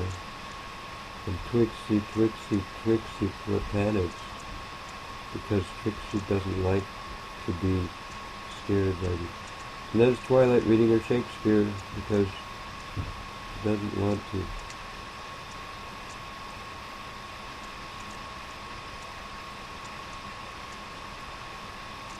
Oh, funny joke, majorly. You were so funny. Funny. Look, its drool is creating a water source for Ponyville. They should think of that. That sounds like a real good idea. They could just get the Ursa Major angry and have it drool angrily into a few buckets, and then they'd be have water for a whole century in Ponyville. Because an Ursa Major is bigger than an Ursa Minor. And yeah, that'll work. Why don't they do that? Oh, because they already have water. Ah. Well, if they ever run out of water, which they will eventually, probably in some point in fanfiction, they can use an Ursa Major or Minor's drool as a water source. It's brilliant. I've got to go write a fanfiction about it right now. Man, this is so good. Yeah. What else have we got here, man? Oh, look, this is that house. That house didn't actually break. Like, it was actually just a set piece. It was one of the flat houses that Twilight used in the Swarm of the Century, even though Swarm of the Century was there before. No, I don't know. The great and powerful Trixie finally admits that she can.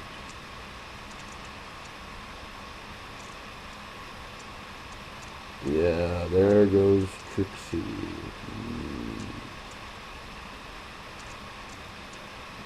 And it's time for Twilight to use her magic powers.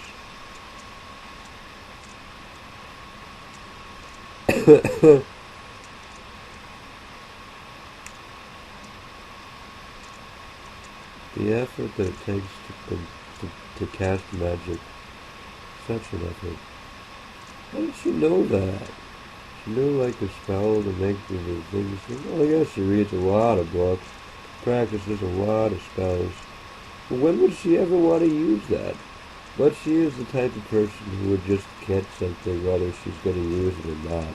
And remember it. Since she's young right now, she'll remember everything she learns because she has a freaking high IQ or something. So yeah, Twilight has a nice repertoire of spells.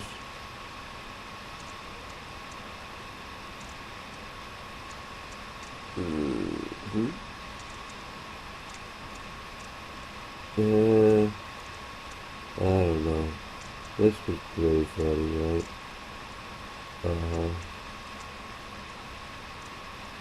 Twilight's magic is about to explode.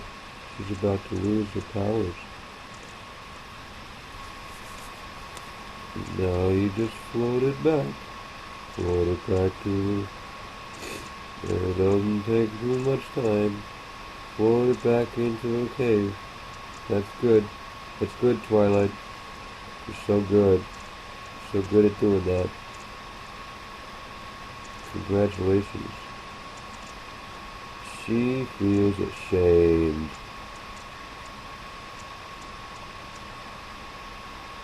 Thank you. Uh-huh.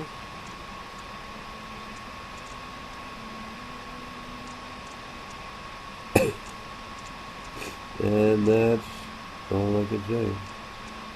Oh wait, there was Derby. Even though she did not have crossed eyes. Yeah. There's the eyes.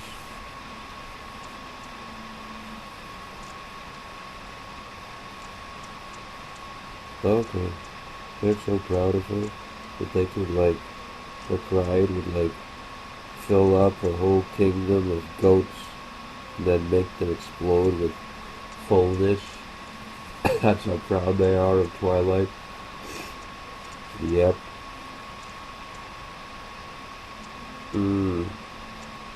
This is boring. They didn't wake it up. They woke it up. It's bigger, I guess. Or maybe it's even smaller. Maybe that's not nursery major.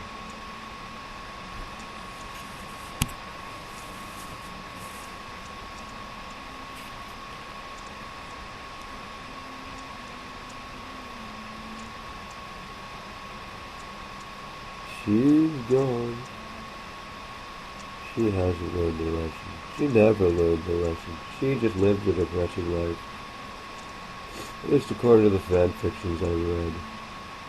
And I didn't read any fan fictions in Trixie, just to let you know. I'm just bored. I just need to say something. Because this is a freaking commentary. What the hell, man? I got nothing to say. I'm so full of nothing that, like, I could be like, I don't know. I could be like Nietzsche. I could be like Nietzsche. I could be like Nietzsche's abyss, you know. I'm like that right now, man. I'm full of nothing. I'm staring into the freaking abyss, and it's already started staring back at me, man. I don't got it. I don't got nothing, man. This is the least clever thing I have ever done. But at least if I'll do it in a French accent, people will love me. Because people love a French accent, even if it's a sucking one. God. What a lesson. Well, that was nice. Wait, it's not over yet. I preferred it when Twilight was just writing the letters. It made them more fun, you know?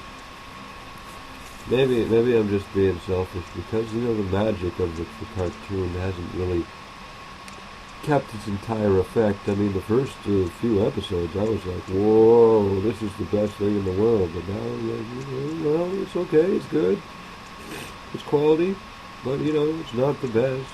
I just like following the community and, like, all the fan animation and stuff, man. I don't even know why I'm going off on a tangent, probably because I have nothing to talk about. Well, that was Ghostbusters. I hope you enjoyed my commentary of boringness. I know you will never listen to this, and no one will, of course, but whatever. Just enjoy not listening to it. Enjoy the fact that you are invisible and a no person. A nihilism, in fact. You're a nihilism, so just enjoy that. Yeah, good. Goodbye. The end. Well, well, I'm bored again, and I guess I better do something at least slightly productive in my procrastination. So I'm gonna do another commentary. I didn't upload the first one that I did, but maybe this one I will. But whatever. Okay. Here I go. I'm gonna count to 3. I'm gonna count from 3, 2 to 1, and when I say 1, you play the video. The video will be Dragon Shy, that episode. Go pause it at the beginning and then wait for my signal if you really want to listen to this commentary. Okay. 3, 2, 1, go.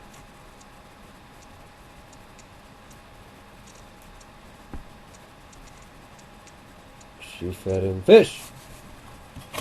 And now she's coughing. You know, I watched this episode, really... Fluttershy was was the first pony that I really liked. But this was one of the last episodes I watched, and after a bunch of episodes, I started not to like Fluttershy for some reason, and was more into Pinkie Pie. So, in this episode, I was like, Fluttershy's little eeps and stuff seemed to just annoy me. Or not annoy me, but I just didn't care. And I was surprised that I didn't care. I don't know. It's interesting. I don't know why. I don't know why I'm not like. I don't know why I don't find Fluttershy cute anymore. It's weird, actually. I'm just talking about my Fluttershy problems now. Well, this is a great commentary, guys. Great. It's genius. Okay,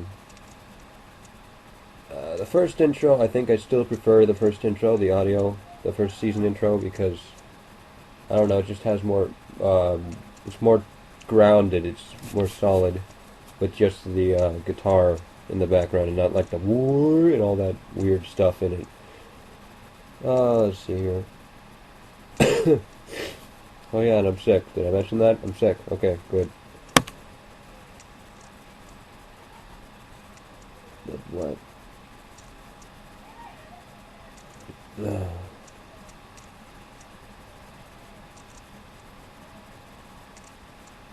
I don't know. I feel weird, man.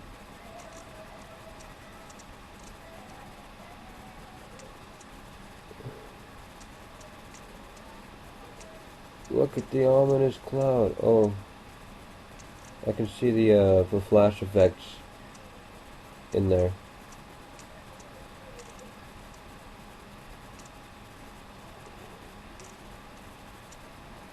How does she talk like that when she's running?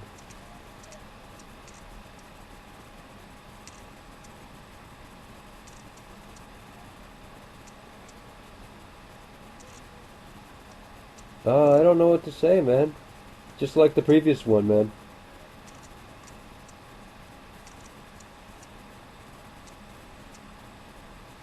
They didn't notice Fluttershy. I mean, I could resort to, like, sexual jokes all the time, but that's not usually funny. It's just pathetic, so I don't know. I don't even know if I could do that successfully, actually. Look, is that a horn or is it a penis? See, it's not funny. It's not funny. Look, she's using the penis that she grabbed to move books. Now, yeah, that's so funny. Maybe those books are porn. Isn't that funny? Isn't that funny? Doesn't that make everything so much more funny if you add sex to it? Look, I saw some plot there. Yeah. I don't know. Let's see here.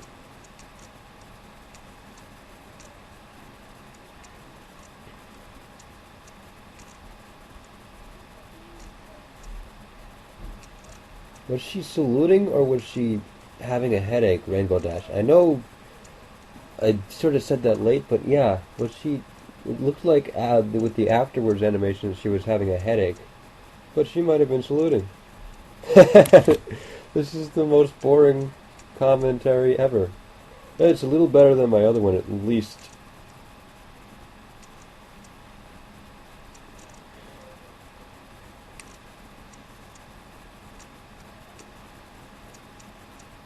Oh, I could use that in the comic. No, maybe not. Let's see here.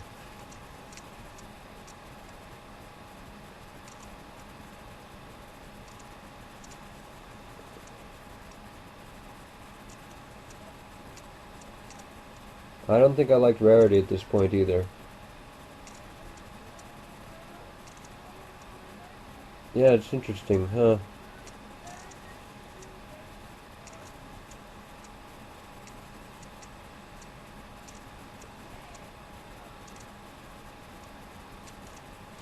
I guess I could try some racism jokes because the smoke is black. You know, black smoke. They're all against blacks. These stupid ponies. They're so colorful, but they're all against blacks. That's what they're against.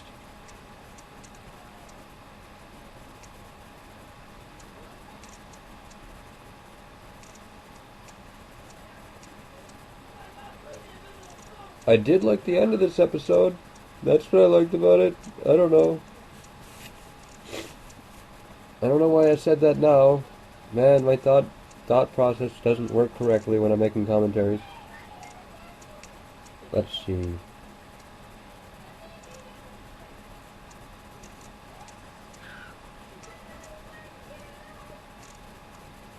Okay.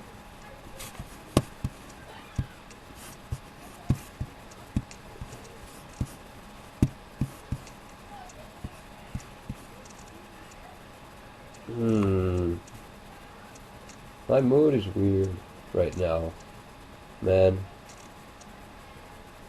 But I'm sort of getting out of it. I guess it might have to do with being sick or something.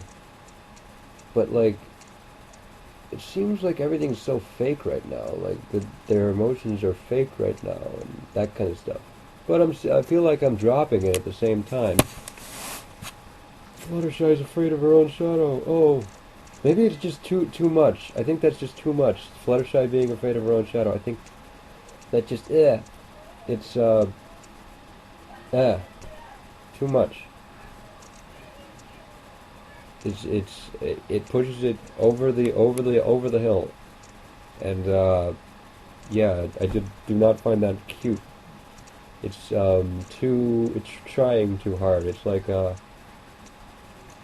what is it? I don't know. Like one of those essays that someone writes like on the back of the page and then all around and then goes into this whole thing. Or there was this book that I was reading on Miyazaki one time, Hayao Miyazaki, and this guy was using like this really diverse lexicon, and it was so maybe I was just like I wasn't that smart. I wasn't that didn't have that good of a vocabulary at the time, but every other word was like a word that I didn't know, and that's not a good sign of a book, that a book is communicating what it's supposed to be communicating. It was pretentious as hell. And that's what I think Fluttershy being scared of her own shadow is like. It's like that. It's overdoing it. I mean, you can add a few complicated words now and then, but you do that, then it takes away, it cancels itself out, you know?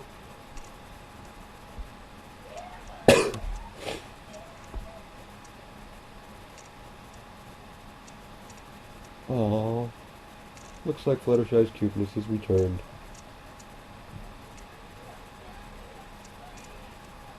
It's so weird. I mean, a few seconds ago, it was like, she's not cute at all. She's being overdoing it. But now she's like,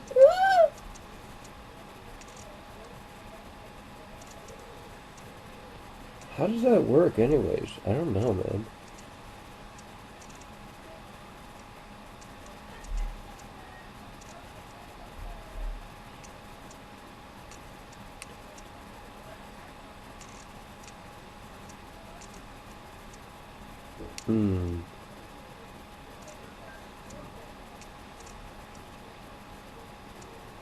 Huh.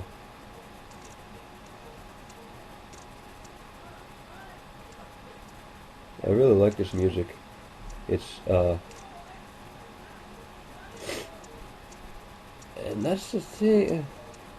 I really like that music. Dun dun dun dun dun dun dun dun dun dun. It sounds like a Dragon Quest or something, an RPG. Or no, it sounds like knights going on an adventure or something like that. It's cool. I don't even know why I'm saying that, but that's all I can say. This is for me. This commentary is for me, right? Yeah. I always loved Pinkie Pie's songs. Actually, I didn't like them in season 2 that much, but I don't know. They were perfect in season 1. The only one I didn't really like that much was You Gotta Share, You Gotta Care. That one. Is that what it was called? I don't know.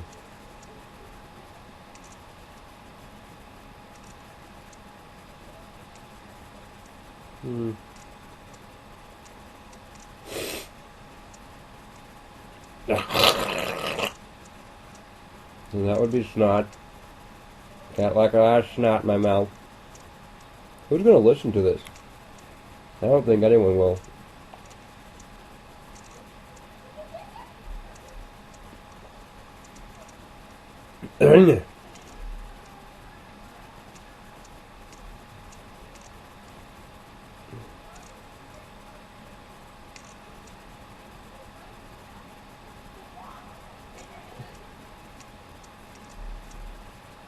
This is probably the coolest part of animation in season 1.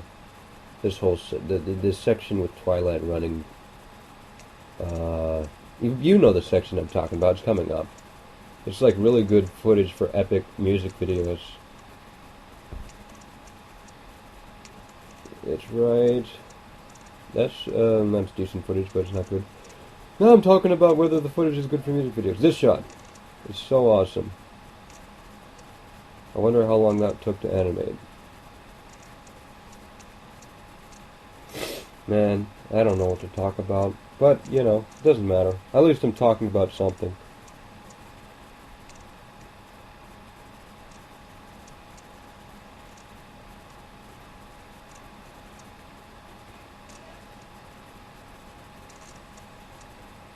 Accessories. Does the Rarity toy have a scarf accessory? I don't know.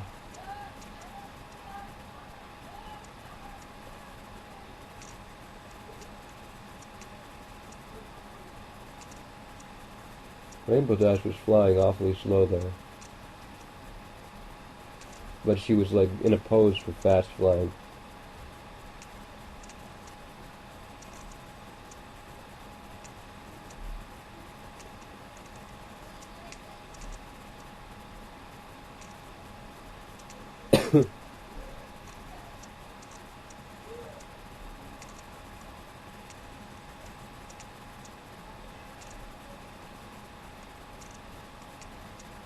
Here comes the showdown.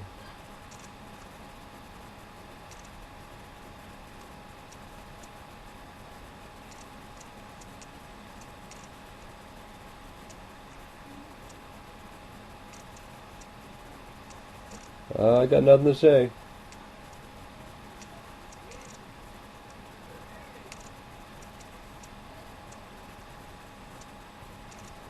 What are apples? The apples? Where did she get her? Oh, she has saddlebags, doesn't she? Where's her saddlebags? Yeah, where's Applejack's saddlebags? Shouldn't she be wearing them? She had them before. It must have been where she got her apples. But she doesn't have them anymore.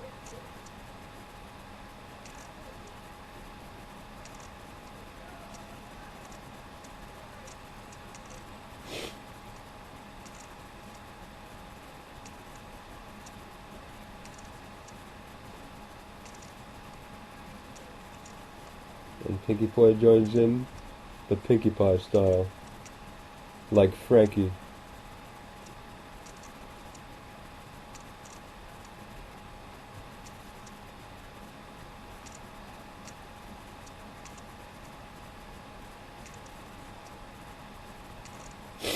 That was a bit overdoing it, even though I guess it wasn't too bad. I mean, maybe it was overdoing it just to emphasize on it and make it known, make sure it means what it means. Because I'm kind of like Fluttershy, and I do talk low and have to repeat myself several times.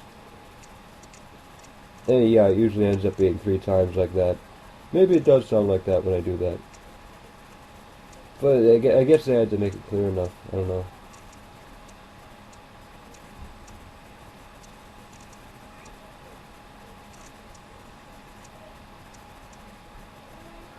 She says dragon, not dragon.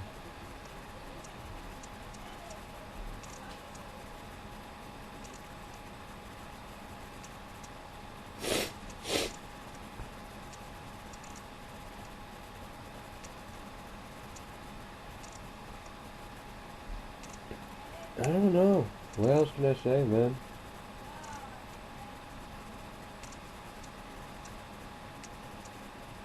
She said she can't because Rainbow Dash was frowning at her.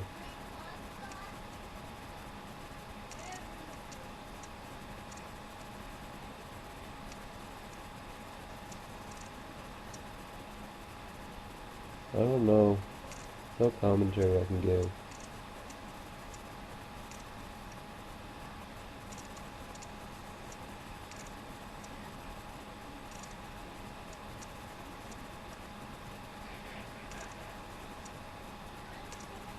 Oh, shoot. I got nothing. But I guess I better say something. I mean, this is a commentary after all.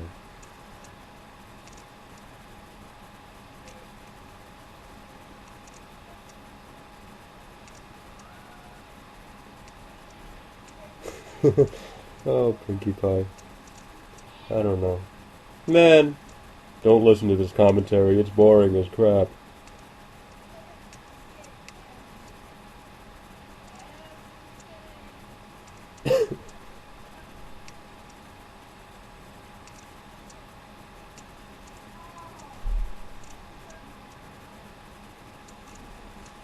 Dragons have bones, because they can stretch.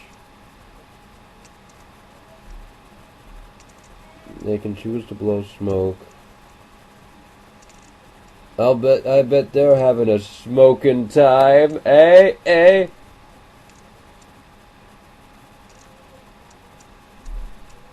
Wow, Rarity's really smoking, isn't she? Ah ha ha ha.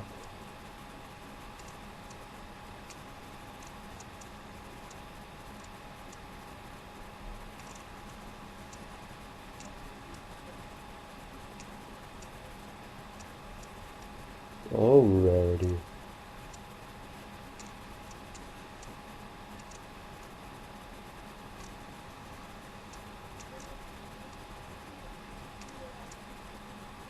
Eh.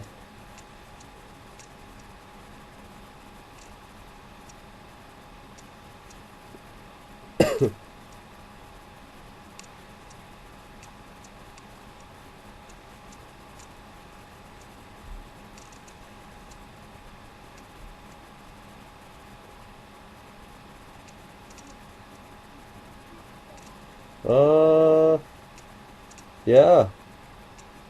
This commentary is almost over, isn't it? It's gonna be like 3 minutes. I mean, let's think, what have I done so far? I've talked about myself and my opinion on other episodes. And I've talked about, like, animation errors a few times or something. And that's it, man. That's this commentary. Rainbow Dash knows how to anger them dragons. The bowling ball.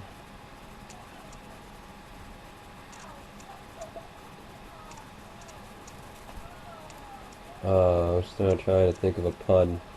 Let's just do the rest of this with puns or something. This episode rocks!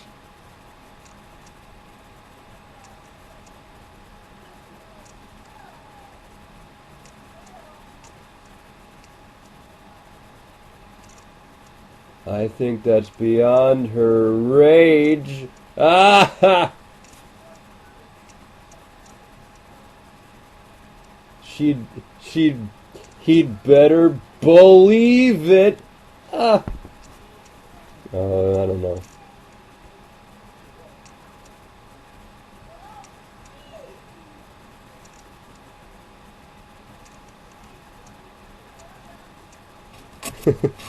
uh.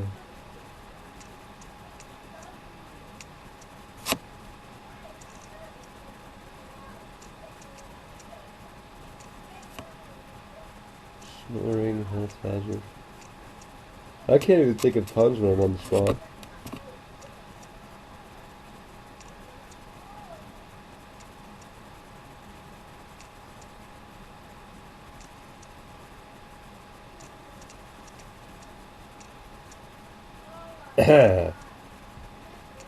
Tears? I don't know.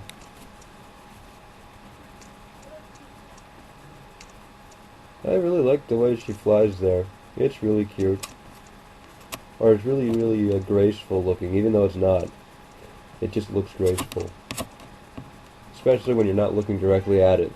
If you're looking directly at it, it doesn't look graceful.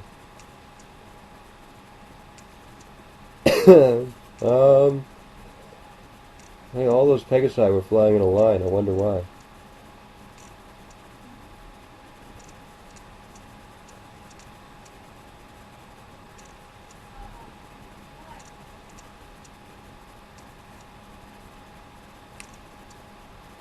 He'd better let her speak. I'm a frickin' genius.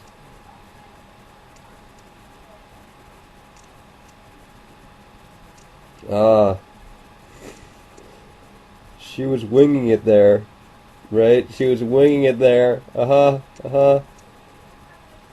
Oh, that's not good. That's too obvious. Let's see here.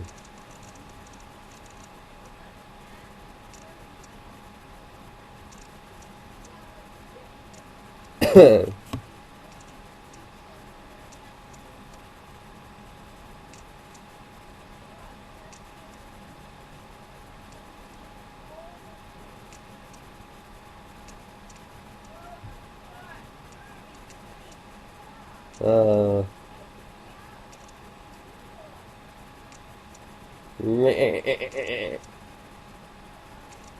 Well, that was an episode. Yeah, has a lot of bare spots in this commentary, so if anyone listens to it, they're going to be bored to death, but yeah, maybe they're already bored, and maybe it'll make them slightly less bored because it's something. Uh, yeah, I guess that's all I have to say. Huh. Goodbye.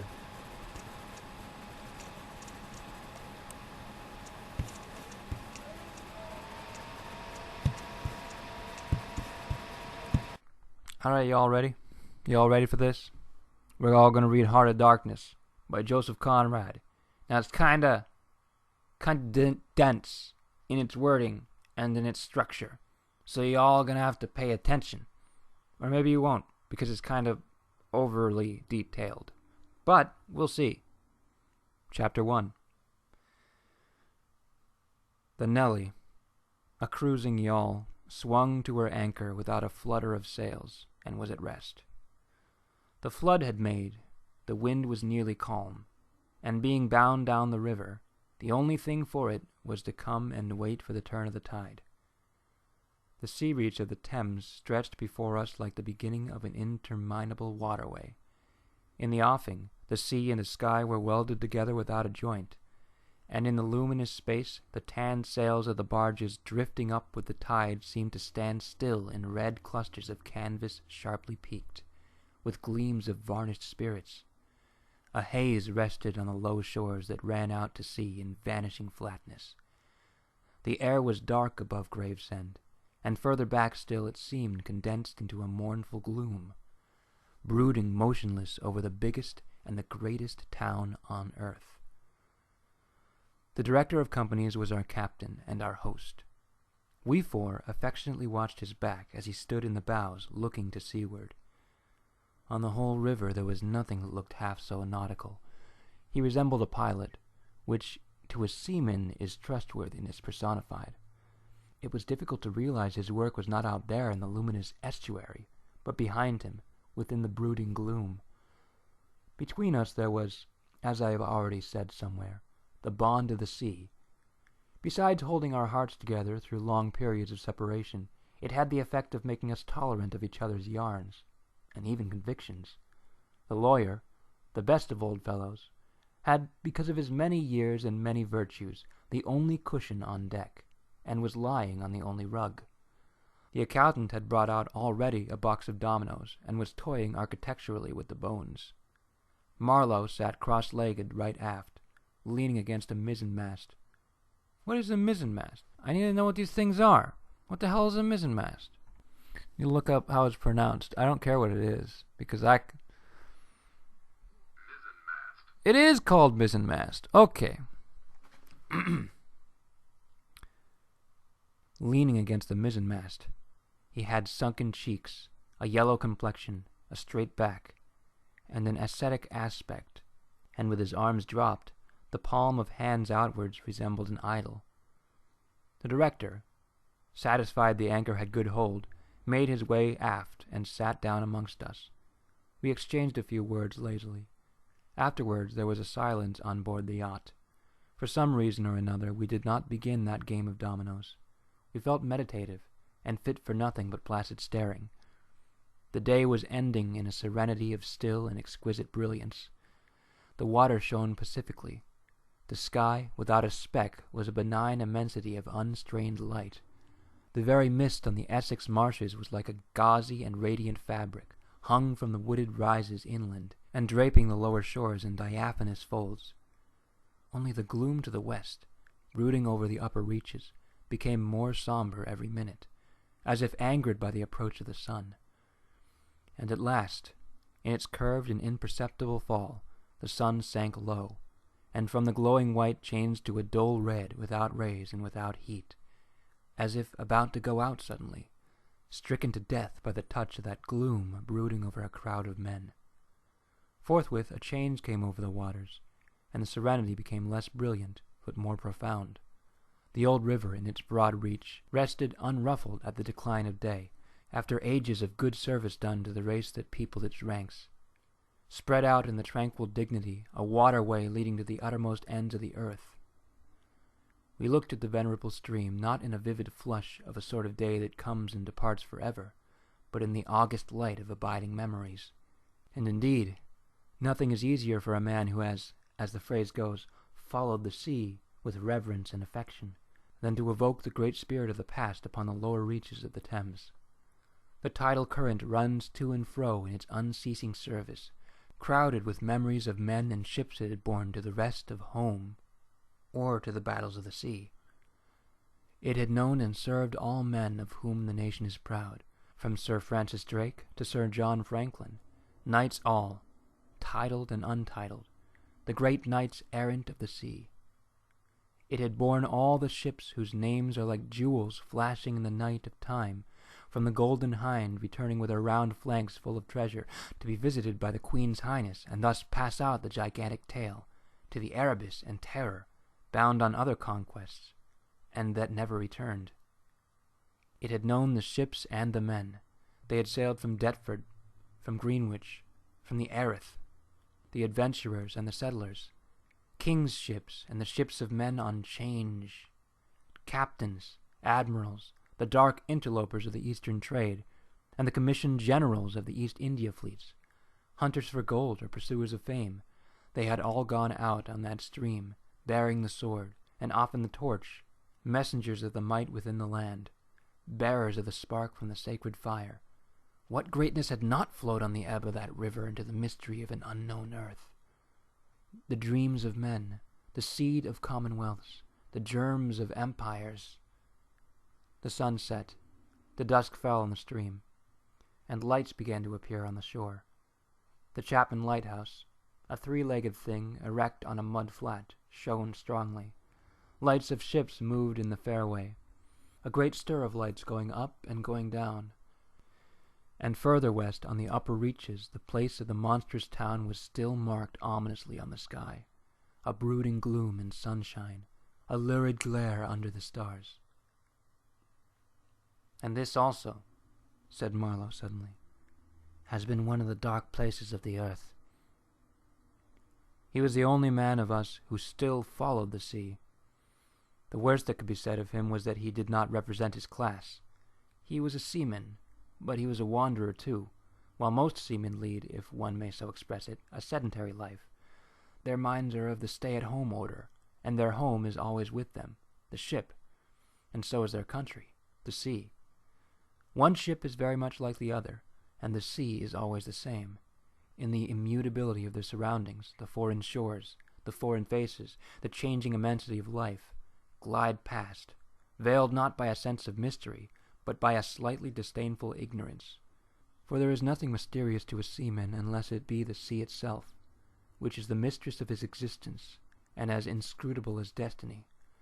For the rest, after his hours of work, a casual stroll or a casual spree on shore suffices to unfold him for the secret of a whole continent, and generally he finds the secret not worth knowing. The yarns of seamen have a direct simplicity, the whole meaning of which lies within the shell of a cracked nut. But Marlowe was not typical, if his propensity to spin yarns be expected, and to him the meaning of an episode was not inside like a kernel, but outside, enveloping the tale, which brought it out only as a glow brings out a haze, in the likeness of one of those misty halos that sometimes are made visible by the spectral illumination of moonshine. His remark did not seem at all surprising. It was just like Marlowe. It was accepted in silence.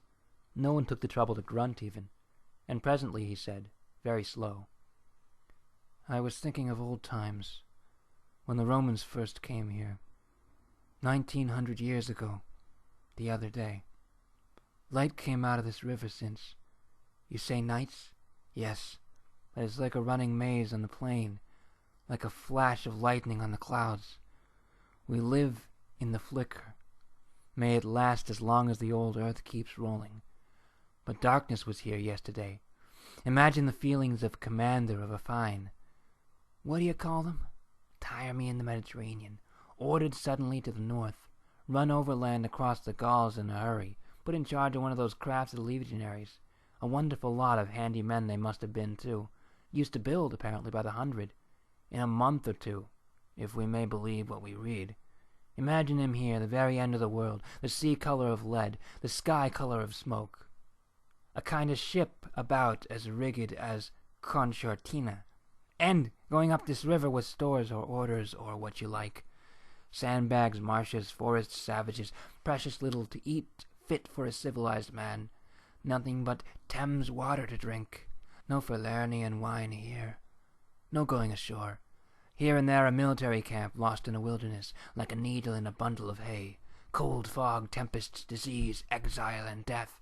Death skulking in the air, in the water, in the brush. They must have been dying like flies here. Oh yes, he did it. Did it very well, too, no doubt. And without thinking much about it either, except afterwards to brag what he had gone through in his time, perhaps. They were men enough to face the darkness, and perhaps he was cheered by keeping his eye on the chance of promotion to the fleet at Ravenna by and by. If he had good friends in Rome and survived the awful climate.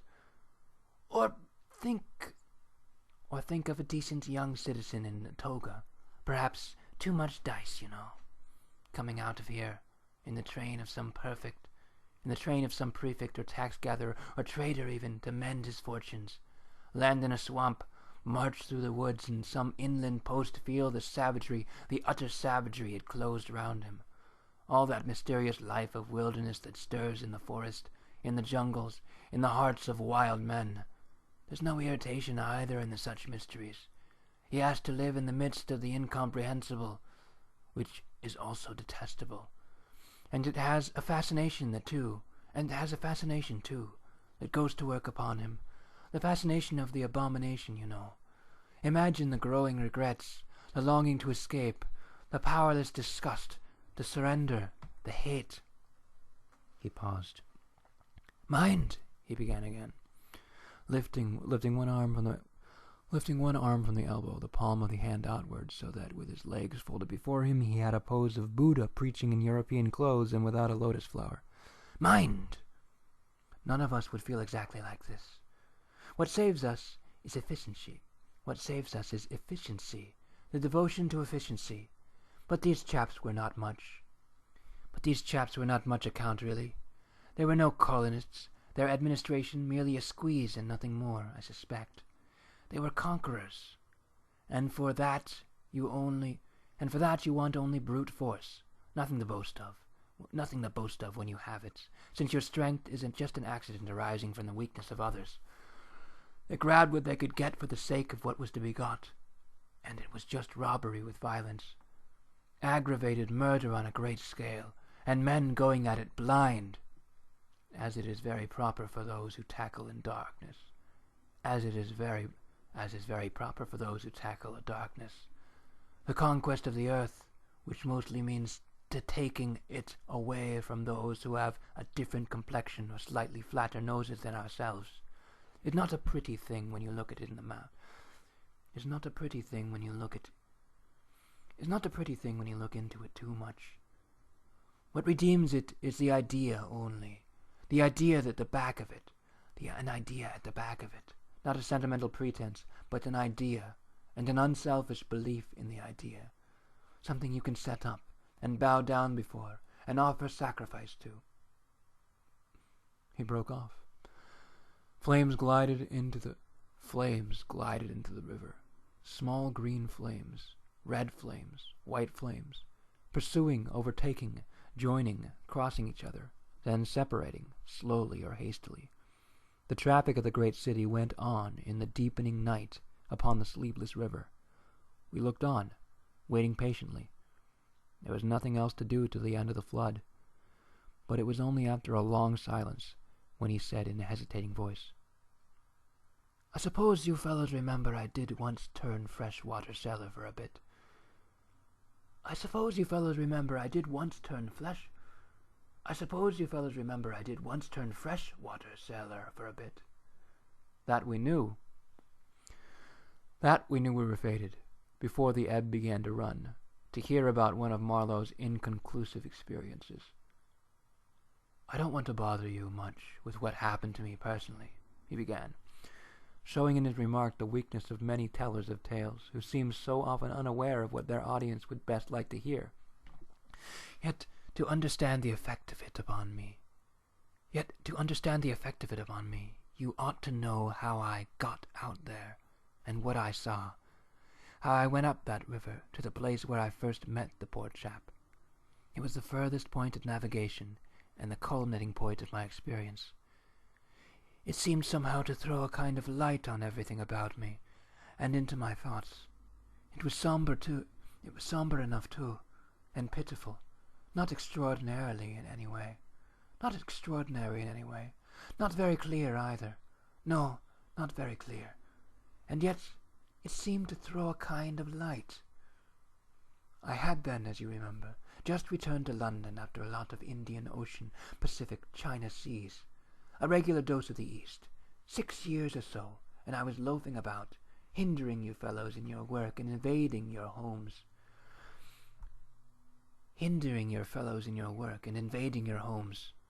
Just as though I had got a heavenly mission to civilize you. It was a very fine time. It was very fine for a time. But after a bit, I did get tired of resting. Then I began to look for a ship. I should think the hardest work on earth. But ships wouldn't even look at me. And I got tired of that game too. Now, when I was a little chap, I had a passion for maps. I would look for hours at South America, or Africa, or Australia, and lose myself in all the glories of exploration. At that time there were many blank spaces on the earth, and when I saw one that looked particularly inviting on the map, but they all looked that, I would put my finger on it and say, "When I grow up, I will go there." The North Pole was one of those places, I remember. Well, I haven't been there yet, and shall not try now. The glamour's off. Other places were scattered about the equator, and every sort of latitude all over the 2 hemispheres. I have been in some of them, and, well, we won't talk about that. But there is one yet, the biggest, the most blank, so to speak, that I had a hankering after. True, by this time it was not a blank space any more. It had got filled since my boyhood with rivers and lakes and names. It had ceased to be a blank space of delightful mystery, a white patch for a boy to dream gloriously over.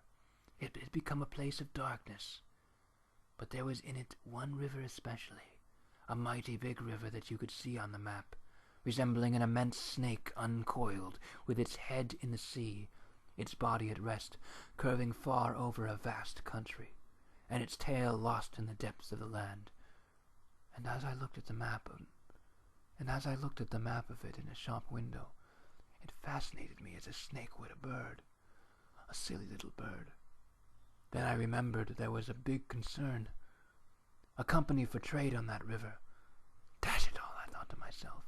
They can't trade without using some kind of craft on the lot of fresh water.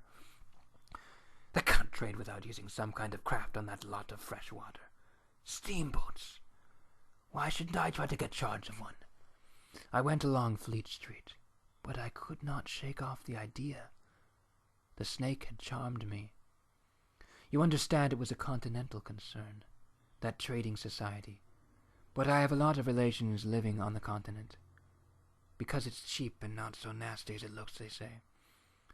I'm sorry to own I begin to worry them. Oh my god, this is like, oh my god, he goes on and on and on and on! How long is the frickin' first? Oh, wow, that's like 1,000 words or something. Oh, come on, man. What are you doing? Stop it. Oh, come on, man. What are you doing? Stop it. Oh, come on, man. What are you doing? Stop it.